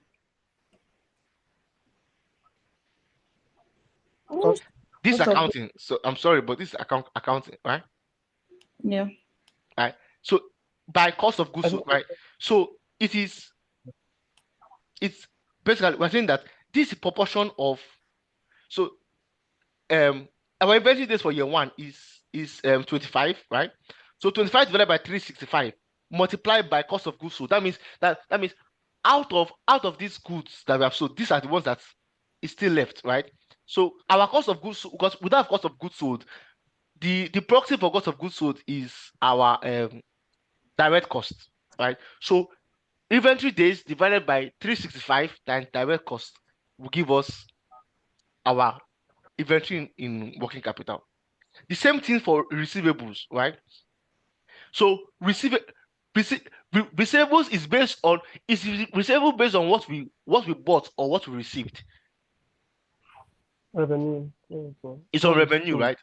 Right, based on what we sold. So basically, if you buy something, right, it's either they pay you cash or they owe you, right? So it's based on what you sold.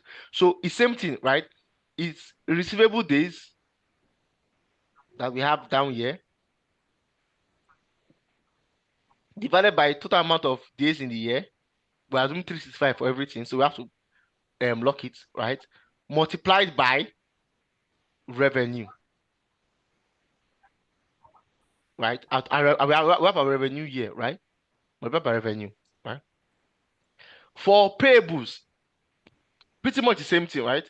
So we have payable days, which is down here, divided by 365, which is up here, and we have to lock it, right? Now, payables is based on what we what we bought, abi payables, right? That means we are paid in cash, right? Or we're owing them, right? So payables also based on your cost of goods sold, right?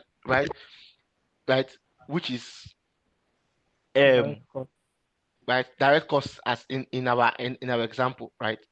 So now that we have this, right, all we have to just do is to drag it to the left, right, to see if it's correct, right? So yeah, so this is our working capital. Do you understand? Can you go over the inventory again, please? So inventory is basically saying inventory days, which we have here, or which we had here, right, divided by total number of days in the year, right, multiplied by our cost of goods sold. That means everything that we sold, we not sell everything, right? We still have some.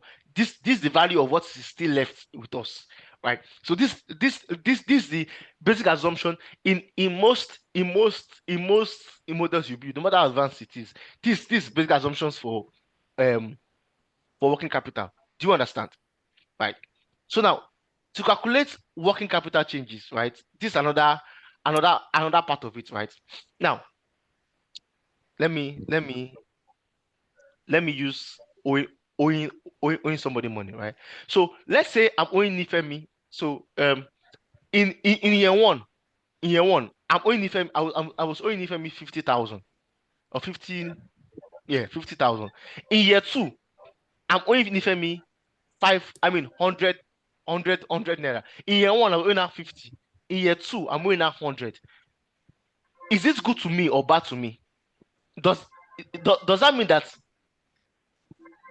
for Nifemi, is it a good, sorry, for me, the business, is it a good thing or a bad thing for me? Anybody? A good thing. Yes. In terms of cash. Okay, sorry. Let me know it's good thing or bad thing. Does it mean that I have more cash or less cash? More cash. Okay. Nifemi, You have more cash. Nifemi, do you have a question? Please go ahead. No, I just want to give more context to what you're saying. So essentially, when we're doing the calculation for working capital, what we're trying to see is how liquid is the company, like how much cash, like if they sort out all their current expenditures and they receive all the cash that they're meant to have, how much are we going to have left? So the reason why we're using these three variables are the things that really take money out of the business and into the business. When you sell things, when you collect the money for the things that you sell, or you have goods that you can sell immediately, and when you borrow money or you get something on credit. So that's why I'm using these three models. So from a working capital perspective, what's more important is ensuring that the business has more money in hand. So the more people they owe and they haven't paid, that means they have money in their bank that hasn't left. And the more people they collect money from their debtors, the more money they have in the bank. And then the more inventory we have sold, that just determines from capital perspective. I hope that clears up someone's question. There's no explanation that better as she explained it, right? So it all boils down to cash, the cash flow, right?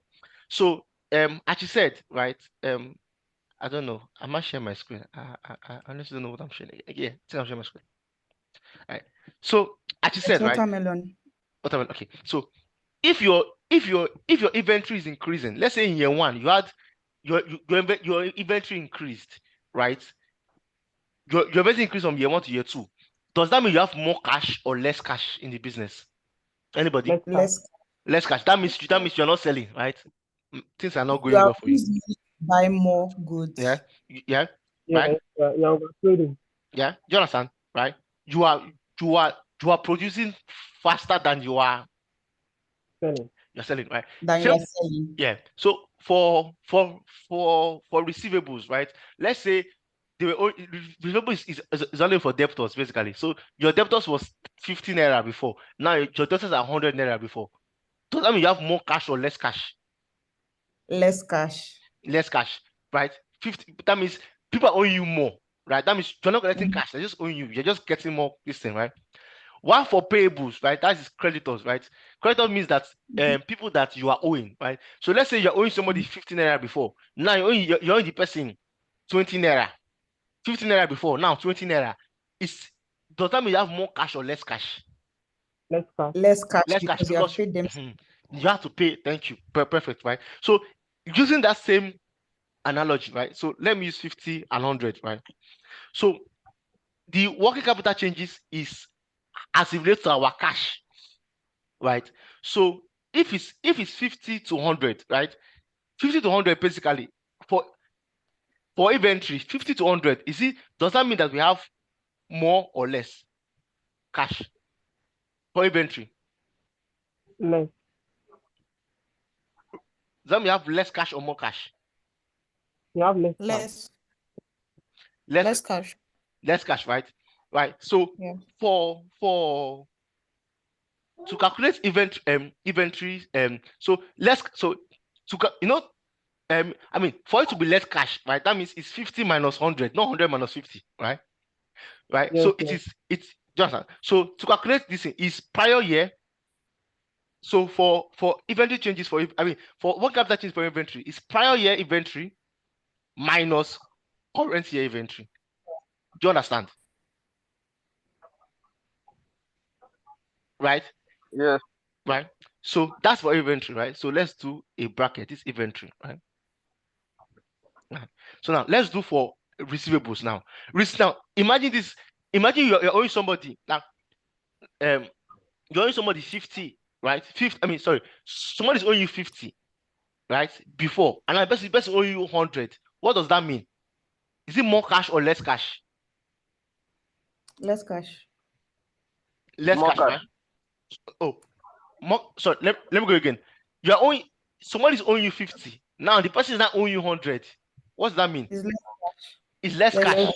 right? That means minus 50, right? That means his currency is same. So if this to get minus 50, it is for inventory, right? It will be prior year minus current year as well, right? Now for payables, right? Imagine owing somebody 50 and now you're owing the person 100. Is it more cash or less cash? You're owing somebody 50. Now you're owing the person 100, right? More cash. Does that mean that you have more cash to use or less cash to use in your business? More cash More to use. More cash because you are deferring your payment, right? It's a working capital strategy, right? So is it meant to be minus 50 or plus 50?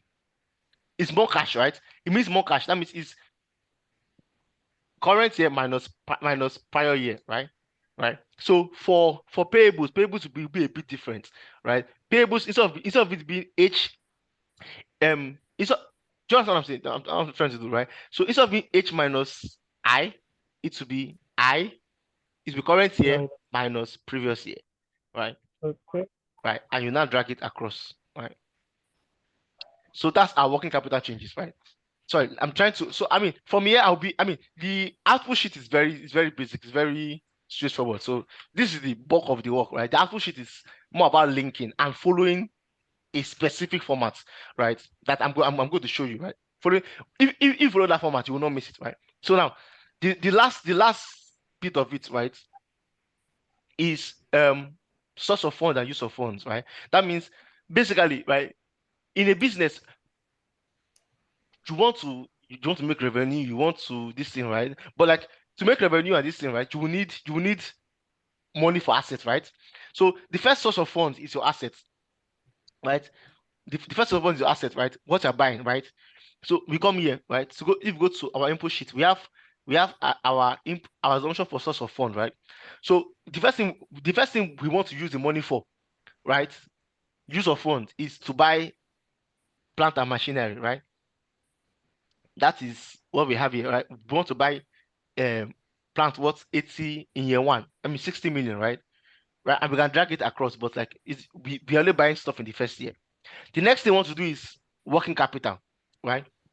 We need, so you know, you can buy assets, right?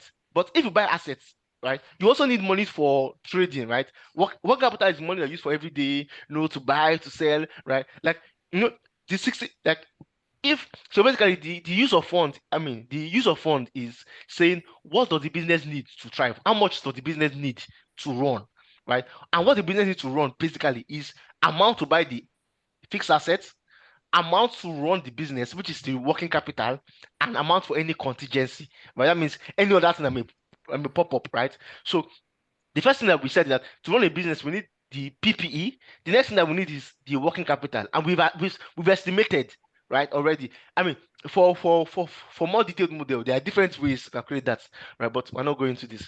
But we've estimated that to run the business for year one, we need 15 million. Right? That means to buy stuff and to do clinical, every other thing, we need 15 million, right? We drag it as well. But obviously, it's only year one we need, right? Because like we believe that business will be able to make more. I mean, business will have enough cash to be able to, sort itself going forward, right? Then we also said we need contingency of 5%, right? Bring the contingency fee of 5%. Basically, 5% of basically 5% of we have a contingency fee of 5%, right? And it's standard, right? So we'll lock it, right? So it's 5% of both the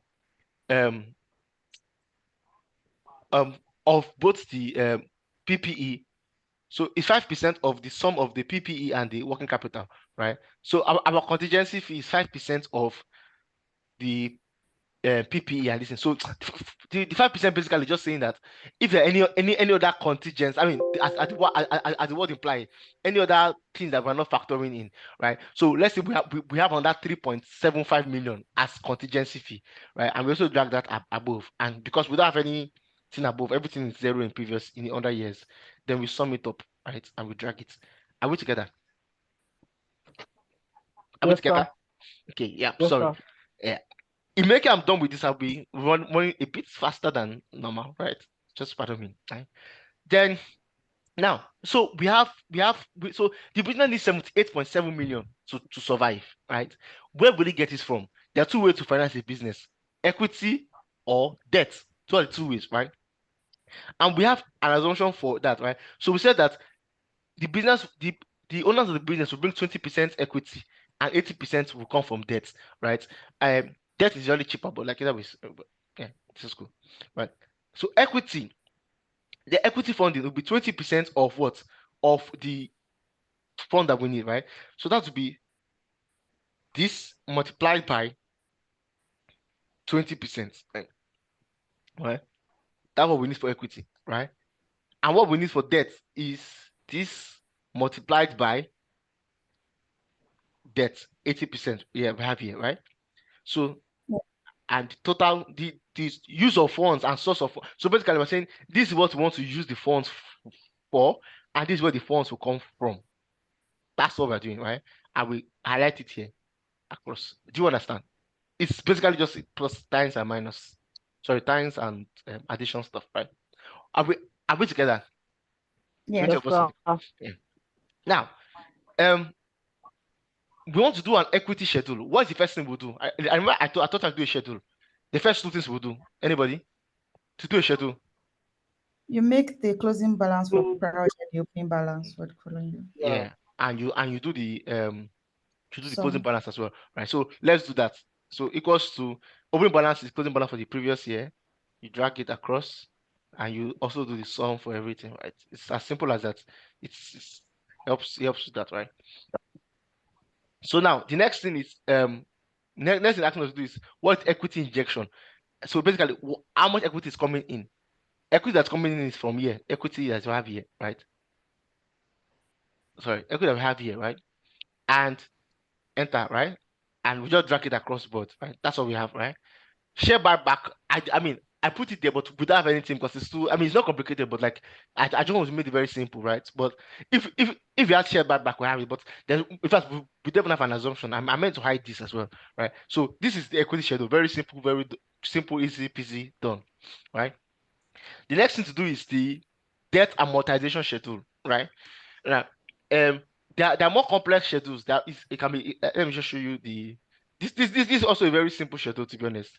This one I'm showing you here. This is a simple schedule. Yeah, but it is a simple schedule, but it's done by months, right? It can be as complex as this, right? But like I don't, it's pretty much the same thing, right? So we have more, but like that one is for like if you have like a more advanced class and stuff, right? But for this one, but keep it very simple, Wow. very simple. And to be honest, this one I showed you as well. It's also very simple. Do you understand? If you understand the basis of this one, that one is simple. Like I mean, financial model is actually it's extremely simple if you stick to the basics, right? So for this, what's the first thing we'll do for this one as well? Anybody? Make the closing balance equal to the Yeah. opening So balance. yeah, perfect. So let's do the same thing as well. For any schedule, that's just do that. You can never go wrong, right? You will always do that, right? So and sum it up.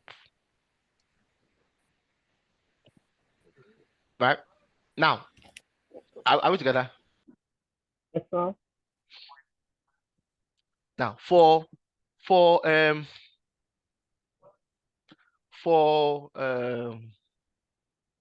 our additions, our addition is coming from our source of funds, right? So debt is coming from here, right? 63 million, right? That's the debt, right? You understand? Very Okay. straightforward, right? Then so what's the debt holder needs two things, right? It says, see, I want my principal back. So give my principal. I just pay my principal back, right? And also pay me interest on top, right? So the principal payment and there's interest expense, right? There's principal payment and interest expense, right? So those are what the debt holder is quite from you. So what's our debt assumption? So when we come here, we say that okay, the debt will last for 4 years, right? That means that this debt, you pay my principal in 4 years, right? And for every time you're paying my principal, you also pay me an interest of that amount. Do you understand? Yes, sir. Yeah. So there are multiple ways to do it, right? I said there are multiple ways, right? So basically, it's almost like depreciation. If I'm using that word, right? For the principal will be paid in 4 installments, right? What we can do, right? We can say equals to this addition. That means your debt divided by whatever you have here in tenure, right? 4, right? Right? Do you understand? Hello? Hello? Do you understand? So basically, we are saying that the debt will be paid in 4 installments, right? Yeah, yes. Yeah. Yes, Okay. well, it's you. Right. So we will lock both of them because it's a static value, right? Our assumption is our assumption is not moving, right? It's a static value, right? And we drag it, and because it's a charge, right? So we put a minus sign somewhere, right? Just like depreciation, right? A minus sign somewhere. Do you understand? Yeah. And we drag it, right? What is the issue with this? What is the issue with this? It is okay. What is the issue with this? Is there an issue with this?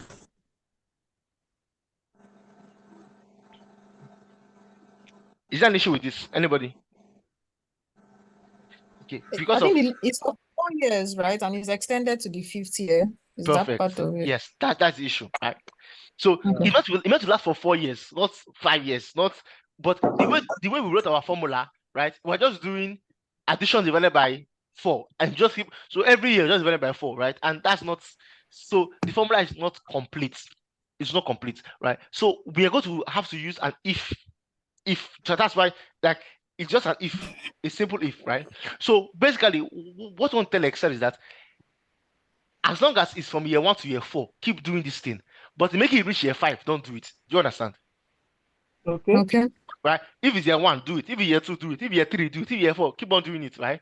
But once you get to year 5, I mean anything after year 4, don't do it, right? So basically, what to tell Excel is that above it, right? So Excel, if this thing here, if this thing we have here, right, is greater than our tenure, right? If it's greater than our tenure, give me 0. If not, give me that formula. Do you understand? I'll go back it again. I said, what I think Excel is that Excel, if what we have here, right, is greater than these 4 years that we have here, right, our tenure, right? So if it's anything after 4 years, give me 0. That means I don't want to. I'm not paying interest again after 4 years. But if it's before 4 years, give me what we have there, right? And if we now drag it across, we can see that we only pay interest in year 1, in year 2, in year 3, and in year 4, right? And after that, we have 0, right? Do you understand? Yes, yes. Yep. Yeah. And yeah, and the final bit of it, right, is the interest element, right? The interest element is simple, right? Basically, the interest is that for every year that you've not paid me my full money, right, I'll be getting a particular percentage on what is left. Do you understand? So let's say in year 1 now, what is left in year 1 is in year 1, yes, it's 63 million, right? So you pay interest on 63 million. In year 2, what is left in year 2? Is this is what is left? 47 million is what is left. So you pay interest on 47 million. In year 3, you pay interest on 31 million. In year 4, you pay interest on 15 million. Do you understand? So you pay interest on what is left, right? So basically, the interest, the thing is equals to the interest we have here. What's the interest? 90%, right? And because it's a static value, so we put it 90% multiplied by. Now, what I go to multiply it by? Anybody? I've just explained to you, but what I go to multiply it by? Is it the closing This is 3 million. the opening balance? Balance. No. So, like, for example, in year 1, because in year 1 we pay interest, right? In year 1 we pay interest on the total values, 63 million. In year 2, we pay interest on That's what the is opening remaining. balance. In year 3, we pay interest on what is remaining. In year 4, we pay interest on what is remaining, right? So we cannot put it on one single line. Do you grab? Because in year 1, we need it in the additions line. In year 2, in other years, we need it in the opening line. Do you understand? Right? So, and as I said, we don't want to write 2 formulas and say in year 1, do it on additions, right? Then in Okay. year 2, do it on you now carry the formula up again. Do it on this. This is bad modeling, right? Will you get your answer? Yes. Right? What's it? Previous year closing balance. Yeah, but like in year 1, period closing balance is 0. Do you understand? Right. So what we'll do is that there was something that I wanted to do in the Excel warm-up, marks and this thing, but we don't get the time to do it because I was trying to rush for time. So I think next class, I'm just going to make next class 3 hours and just leave it at that. But like this one 2 hours, 30 minutes, we've done. So basically, we won't take the highest of the 2 of them. Do you understand? The highest of 2 of them, right? So basically, we say Excel, multiply this by max, that is the maximum value between opening and addition. Okay. Right. So Excel will give me, we'll look for the maximum value between both of them, right? And give me what I need, right? Do you understand? Okay. Do Yeah, you yeah, understand? yeah. Yeah. So Yeah. now, please, this is the most important part. I will stop sharing a bit, right? This is, I mean, if you've not been paying attention before, right? Please pay attention, right? In fact, you can follow me and do it, or you can just watch, right? But I will advise you that you make a valid session, just go and do it immediately, right? I want to teach you how to link now, because now most people get the assumption right, they get the calculation right, but now putting everything together, this is where a lot of issues happen. And if you follow these steps, I'm telling you now, you will always, I mean, it's a guarantee. You will always balance your model, right? You will always balance your model, right? So let me do what you can see my screen. I think I wrote it down somewhere. Where is it? Sorry. I wrote the note somewhere. Okay.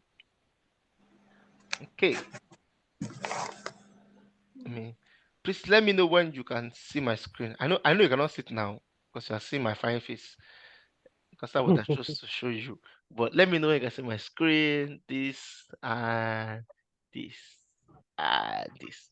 See my screen now. Yeah, we can see. Yeah, we can.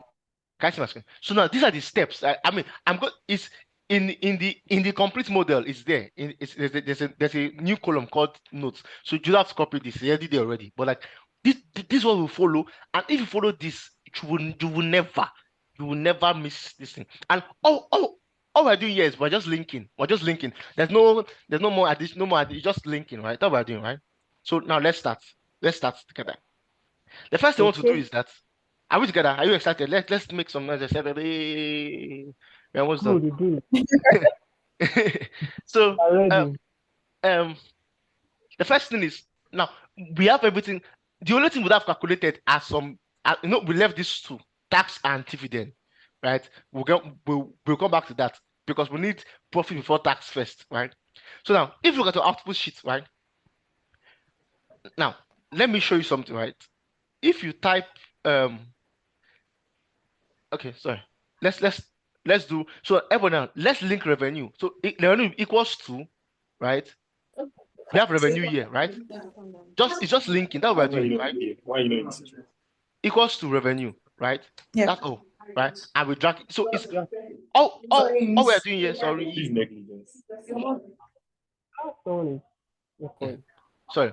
All we are doing here is just linking. That's all we're doing. But like, as simple as linking is, right? This is the main bit, right? To ensure, following these steps will ensure that you always balance, right? The next thing to do is to link our indirect cost. So you link, so like the first step, what do we have here? Link revenue, direct cost, and indirect, right? That's the first thing you should do. So I will read revenue. Next one is link direct cost. Direct cost, we have that direct cost here as well, right? That's what we have here, right? That is, I don't know why my Excel is misbehaving today. Of all this to misbehave, right? So direct costs, we have direct costs here, right?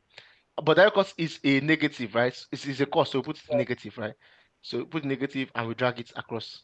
Do you understand? Very simple, right?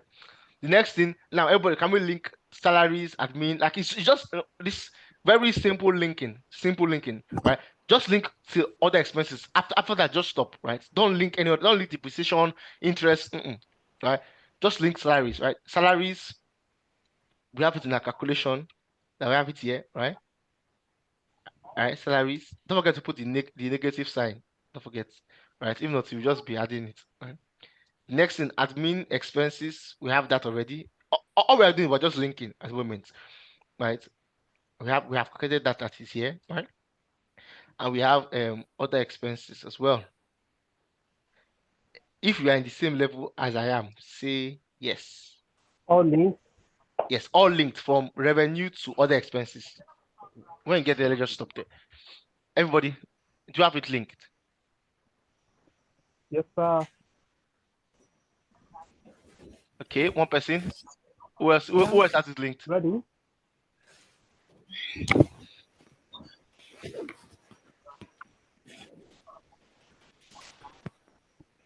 Yeah? Who else has it linked, please? Anybody else? Hey, what's happening?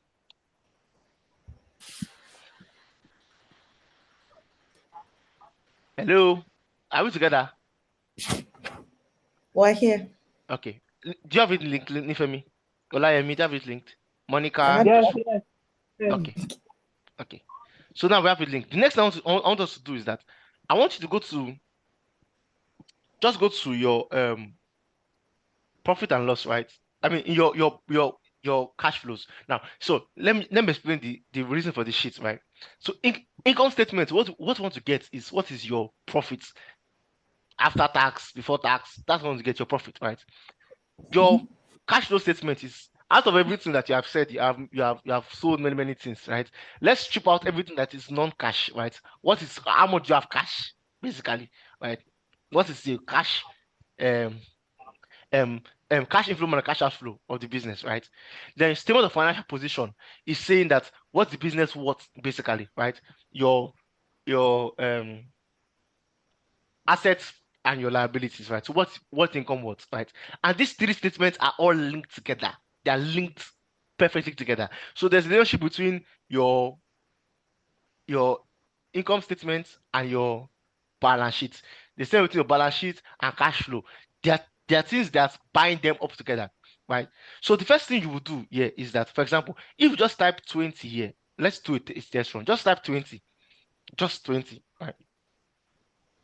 So the 20 should be able to run through all through the cash at the end of the year 2020. If that's what you have, then you're okay. Is that what we have? 20. That means your model is correct. I mean, the model that we built is correct, right? So now the first thing to do, right? The next thing to do in our listing is link income statements, right? PBT to cash flow PBT, right?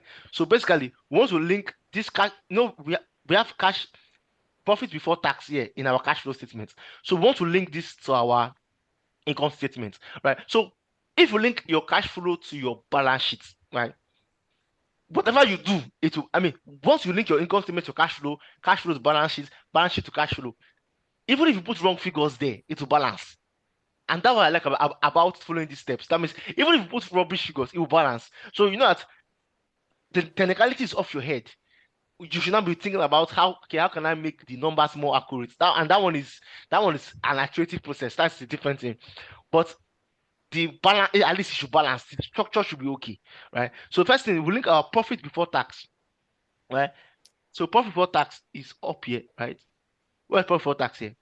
Profit, earnings before tax, right? So we link our profit before tax. Have we done that?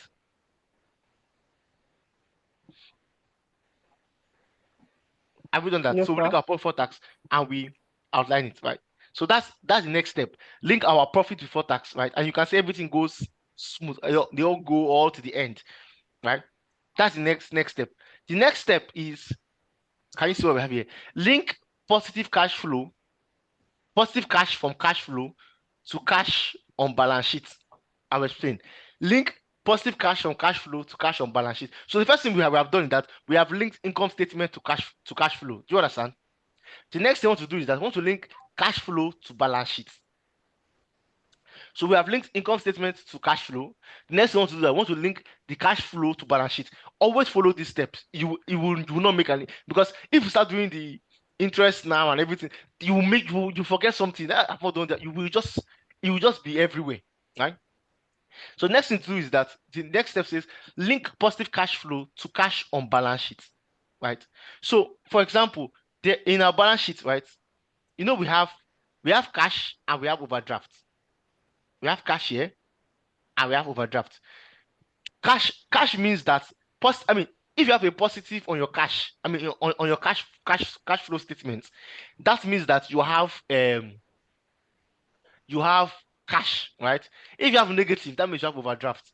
Do you understand? Is that clear? Yes, sir. Right. So that means if you have positive on your in your cash flow statement, right? That means you have a positive cash, right? So what we'll do here is that this is our cash here, right? So instead of just linking this to our cash at the end of the year, right? Typically, this was we're meant to do, right? But like just imagine this is 0 or it's -2. Our cash cannot be -2. Do you understand? Our cash cannot be -2, right? So our cash, anything that's here must be positive, right? So what we'll do here is that we'll say Excel max, that's give me the maximum value between this value and 0, right? So Excel, give me the maximum for our cash, give me the maximum between that and 0, right? That's what we will use here, right? While in our overdrafts, we'll tell Excel, give me the minimum value between 0 and this, and the cash at the end of the year, right? So we are linking our cash flow statement to our balance sheet, right? So basically, we are telling Excel, anytime this thing drops to below 0, put it in overdraft. If it's above 0, put it in cash flow. That we just did. Do you understand? Yeah, okay. Yeah. So for example, like if this is, I'm just supposed to change it manually. If this is -5, -3 now, this turns to 0, and overdraft we have -3.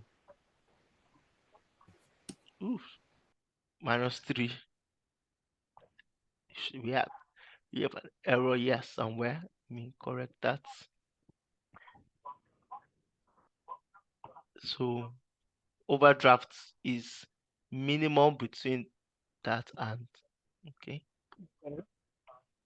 Sorry. Minimum between this and sorry, write it from like again. Minimum value between cash and empty share and 0. Sorry, this should be minus 900. Okay. Okay. Assumption is wrong, but let's continue. I will check that. So we have done step 1, step 2, step 3, and step 4, right? So we have linked. We have this was to link the sorry. If you see IS, just put it somewhere. If you see IS means what? Income statement. Yeah, right. Okay, yeah. So because I was using a lot of short this is right, short form, right? On writing. So now the next thing is to link closing retained earnings on income statement. So now we have linked, we linked income statements to cash flow, right? Yeah, we linked cash flow to balance sheet, right? And yeah, we did the same thing here, cash flow to balance sheet, right? And this in the final one, we want to link the income statements to balance sheet. So once you do this, your cash flow will always, I mean, even though you put stupid numbers, it will always balance, right? So now the last one is to do is link closing retained earnings on income statement to retained earnings on balance sheet, right? So where is the retained earnings on balance sheet here? We have retained earnings here, right? So we're going to link this to our retained earnings in our income statement, right? Closing this is retained earnings, closing retained earnings here, right? That's 27, I-27, right? So because I-27, right? So that's what we have done, right? We have linked this. So, and once we drag it here, you can see that our statement, our balance sheet is now balancing, right? We have 119 here, 119 here. So now, even if you put any number, your balance sheet will balance. Once you do this 5-step process, right, you can be sure that your balance sheet will balance. Are we together? Yes, sir. Okay. So now I will now quickly go through these other ones, right, to balance to finishing up your linking, right? So let's go back to our income statements. So the first thing we did was that we did the revenue and everything. So we got to depreciation, right? So now for depreciation, how do we link depreciation, right? There are 4 steps. So in accounting, because they're contra entry, right? So if there's a left side, maybe a right side, everything must, balance, right? So the first thing is that you will for depreciation, what you did that you bought an asset, Abi. You bought an asset, you depreciated the asset, then you record the net book value in the balance sheet. So in the cash flow statement, you will record that you bought an asset. In the income statement, you will record the depreciation of the assets. In the balance sheet, you will record the NPV, right? And in the cash flow statement, you do something else, and I'll explain. So let's do these 3 things first. You bought an asset. The additions will go to cash flow statements. So let's go to cash flow statements, right? And you bought an asset, right? This investing activity, right? So you bought an asset in the cash flow statement, right? Bought an asset, and the asset you bought, right, is an investing activity, right? So you go to your calculation sheet, right? You bought an asset, right? Where did you get the asset, right? So additions, right? This is where you got the asset, right? Additions, right? So that is 38, right? So you got an asset, but in the asset, is it in the cash flow statement? We are always looking at how does that relate to cash? So we bought an asset. Did we spend cash or did we receive cash to buy an asset? Spend cash. You spend cash, so it will be negative, right?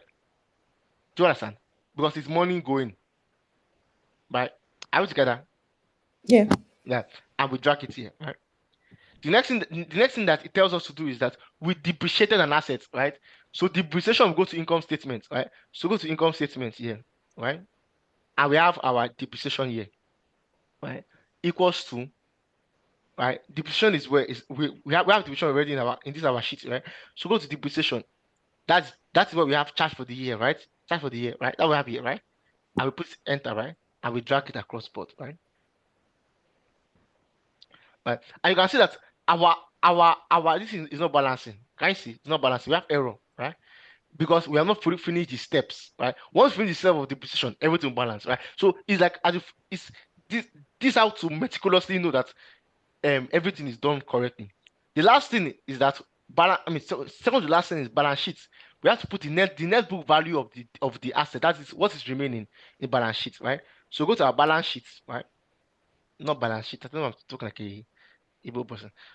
We go to our balance sheet, right? And in PPE, we put the net book value, right? That's equals to calculation, right? The net book value, that's what we have here, right? Net book value, right? We put it here, right? And we drag it across board, right? You will see that our balance sheet is not still balancing. There's still something that is off in our balance sheet, right? And that's because the final step is here. Add back depreciation in cash flow. So let me explain. I mean, for those of you that know the cash flow statement, right? So in the cash flow statement, right, because of where we started, our cash flow statement, we started with profit before tax, right? But we have to add back every, depreciation is not a real cash item, right? So we need to add back every item that is not cash, that's not cash related, right? And depreciation is one of them, right? But because we have removed depreciation from up here, we have to add it back here, right? So we add back depreciation, right? Charge for the year, right? But now we are adding it back, right? We are adding it back. So because we're adding depreciation back, it will be positive, right? So we're adding depreciation back, right? So it's positive, right? And we add it back, and you can see that our this is imbalance now, right? So if we follow these steps, right, in linking everything, right, you will not make any issue, any error. Just follow the steps one by one. So now we are done with depreciation. The next thing to go to is interest. In interest, we took a loan, that's cash flow. We made prepayment of interest in interest, right? We made repayment we made repayment of principal, 1. We made repayment of interest, 2, right?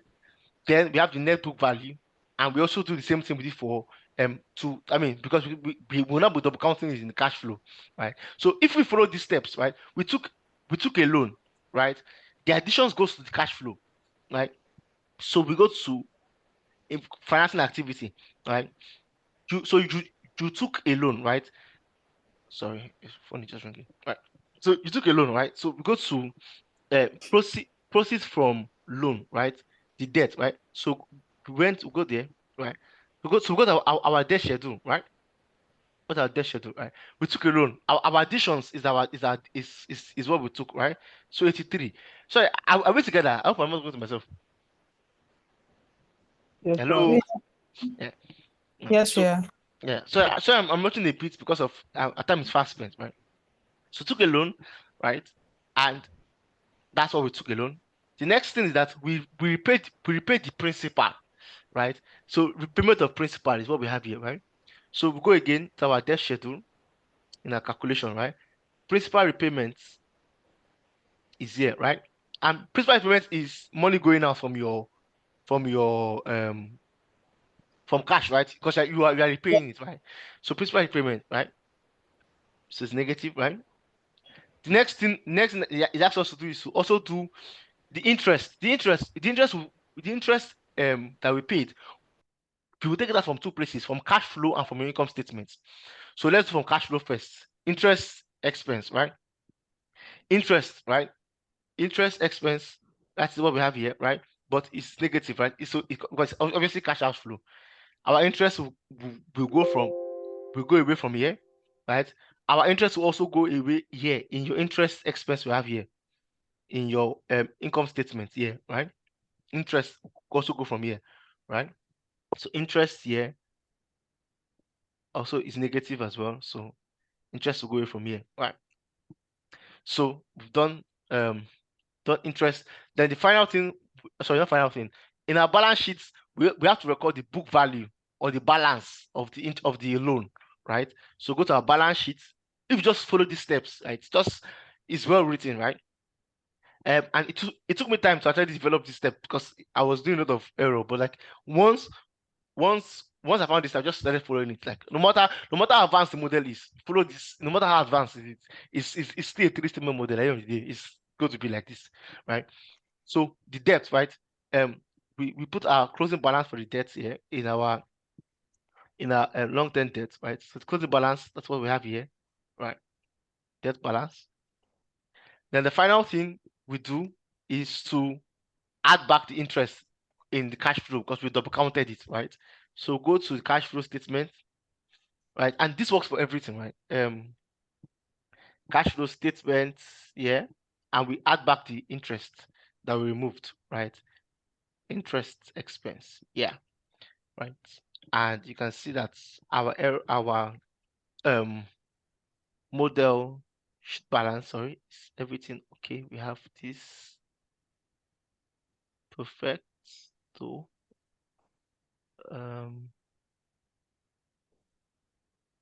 sorry, debt balance is, oh sorry, am I okay? Sorry, sorry, there's an issue with the calculation. Sorry, if you just go down, let's correct it together. Right, so total debt, right, it's not calculating correctly. See, so can we correct the formula in row 80? Are we together? So it's meant total debt. So it's actually picking correctly. I want to put it wrongly. This is actually meant to be here. Sorry. Yeah, so yeah, it's actually picking correctly. Yeah. So you can see our model balances now. Sorry, I was putting long-term debts in the wrong place. Are we together? It's as if only me is not talking. Everybody's on mute now. Don't leave me, guys.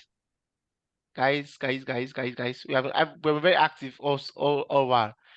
We're in the last moment. Don't allow fatigue enter. Don't worry. I know it's 2 hours, 30 minutes.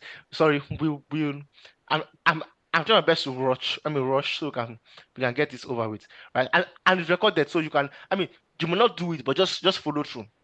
Right. So now the final things we need to do is just tax, dividend, and share capital, and we are done, right?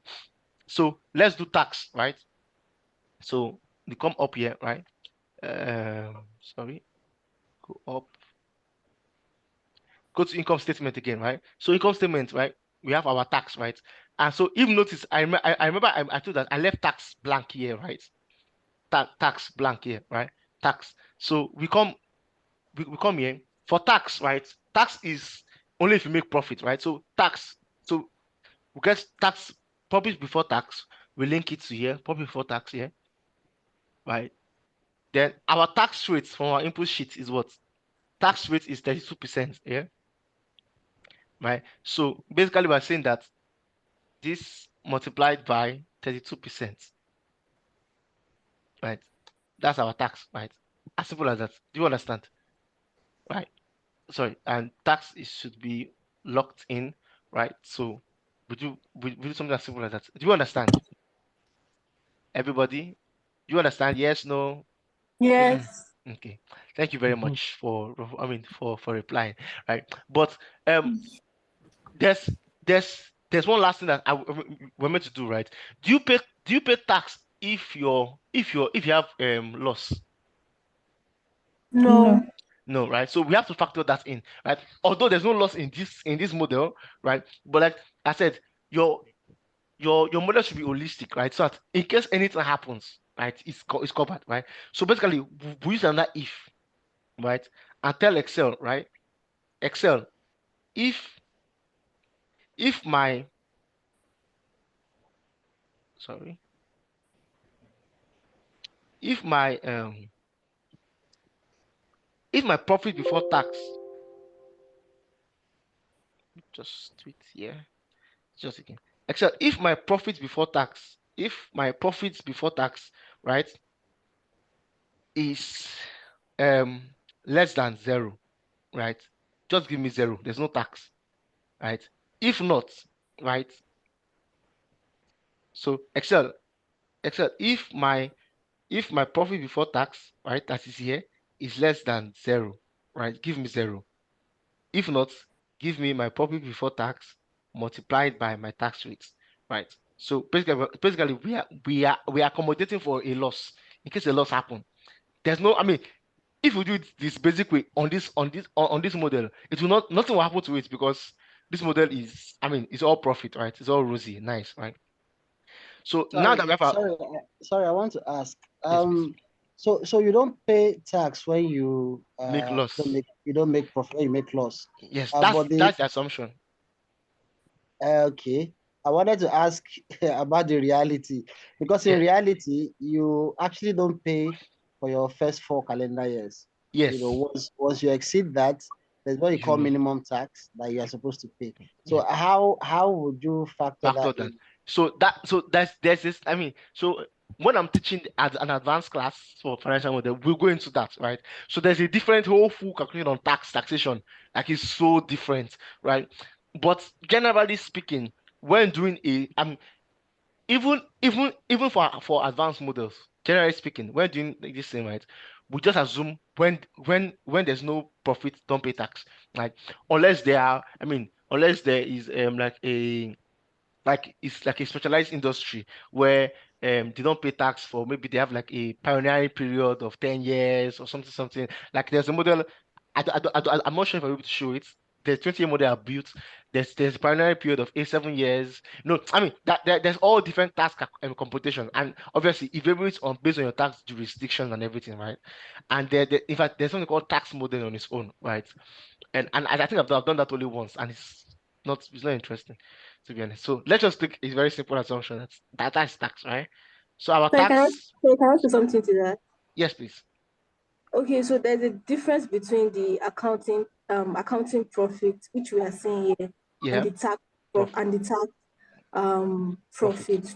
So the tax rate is always, like when you do the old tax, when you're doing your like tax computation and all, it's always on the tax profit, because they don't recognize the accounting profit. So it's basically not always on this on the profit we are seeing here. So it's another thing entirely with tax. Yeah, I just wanted to. Thank you very much. You sound like a tax expert.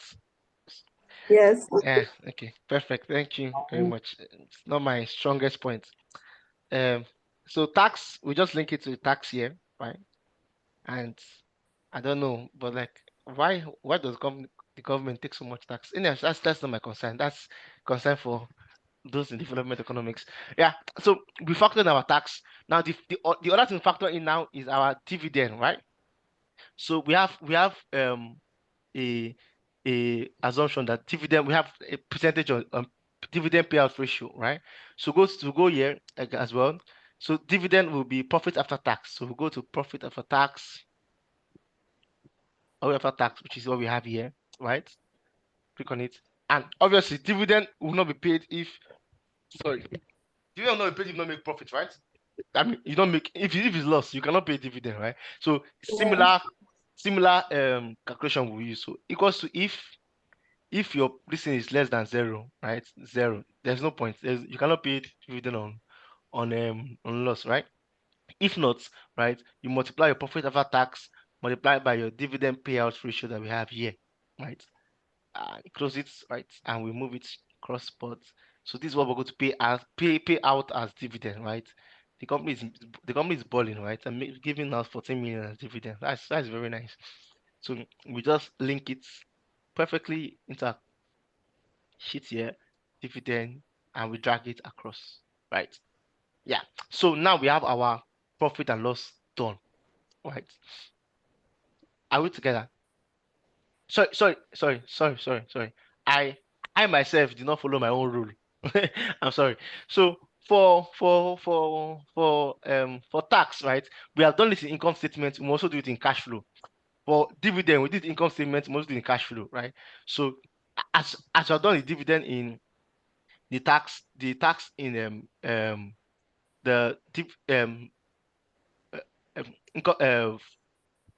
income statement, we do the cash flow as well, right? So we also link our cash to our cash flow, right? Because we are actually paying it, right? So the cash is going out, right? So it's affecting our dividend, right? It's affecting our cash, right? So we come to tax paid, right? And we are paying this amount as tax, right? And obviously it's negative, right? It's going out, tax is going out. I mean, money is going out, right? So it goes out. And same thing for dividend as well, right? Dividend, we come to dividend. Where's dividend? Dividend is here. And dividend is also being paid out, right? So the money is going out. So negative, and we drag it here. Right. Do you understand? Yep. Are we together? Yes, we are. Okay. Yes. Yes, So, we do.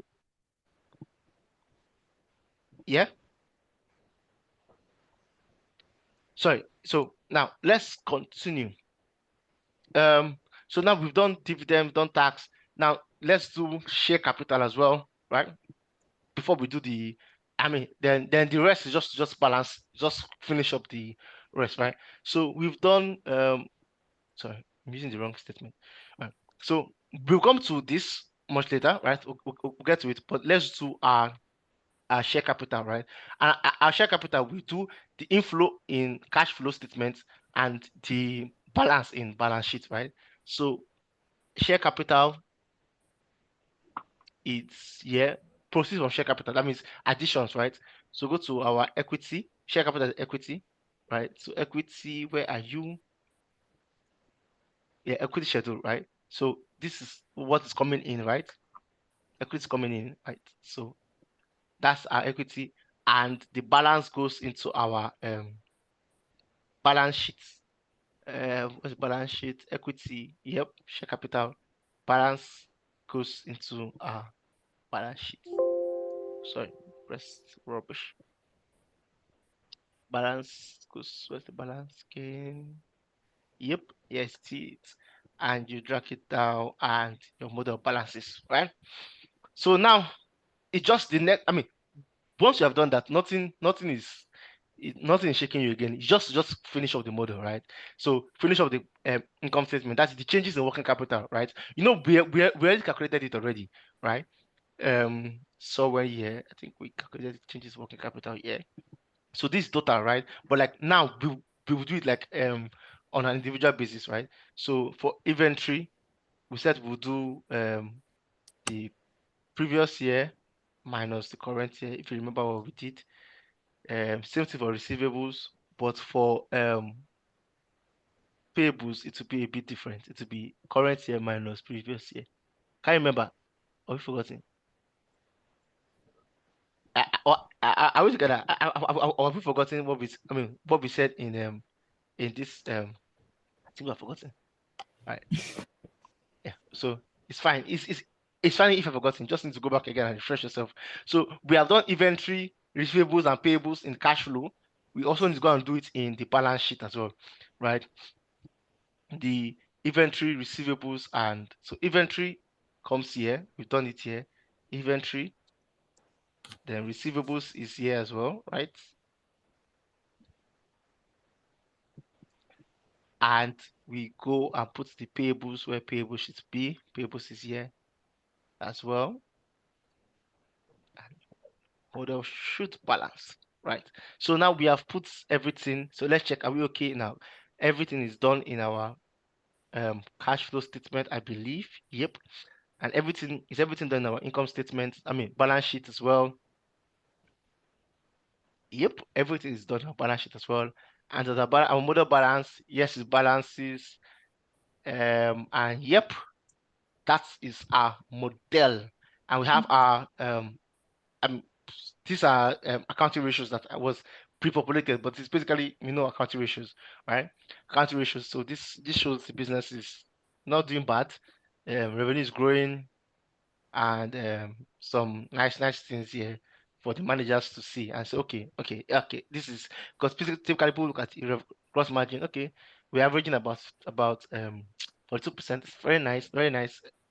It's based on this. People now begin to tweak the assumptions and every other thing, right? How far did you understand it? That's what I want to ask. Do you understand it? I mean, I know many of us will need to go back again and do it over and over again, right? But that's why we have the model, right? And I'm going to send the mail with the list of the password as well for the complete model, right? And the complete model has the steps involved, everything literally that you need is there, right? You just need to follow it over and over again, right? And there's something that I tell people: anything you don't use, you lose, right? Anything you don't do consistently, you lose, right? There was a time I was not working on a lot of financial intelligence, financial modeling engagement, right? I mean, I was very rusty when I came back, right? I'm making very silly mistakes, right? So the more you put into practice, right? And always take the difficulty one step ahead, you'll be brilliant. Any question? Please don't leave. There are two very important things I like to say. Please don't leave. But any question before I stop recording? Any question? Any question, please? Yeah. Yes, please go ahead, please.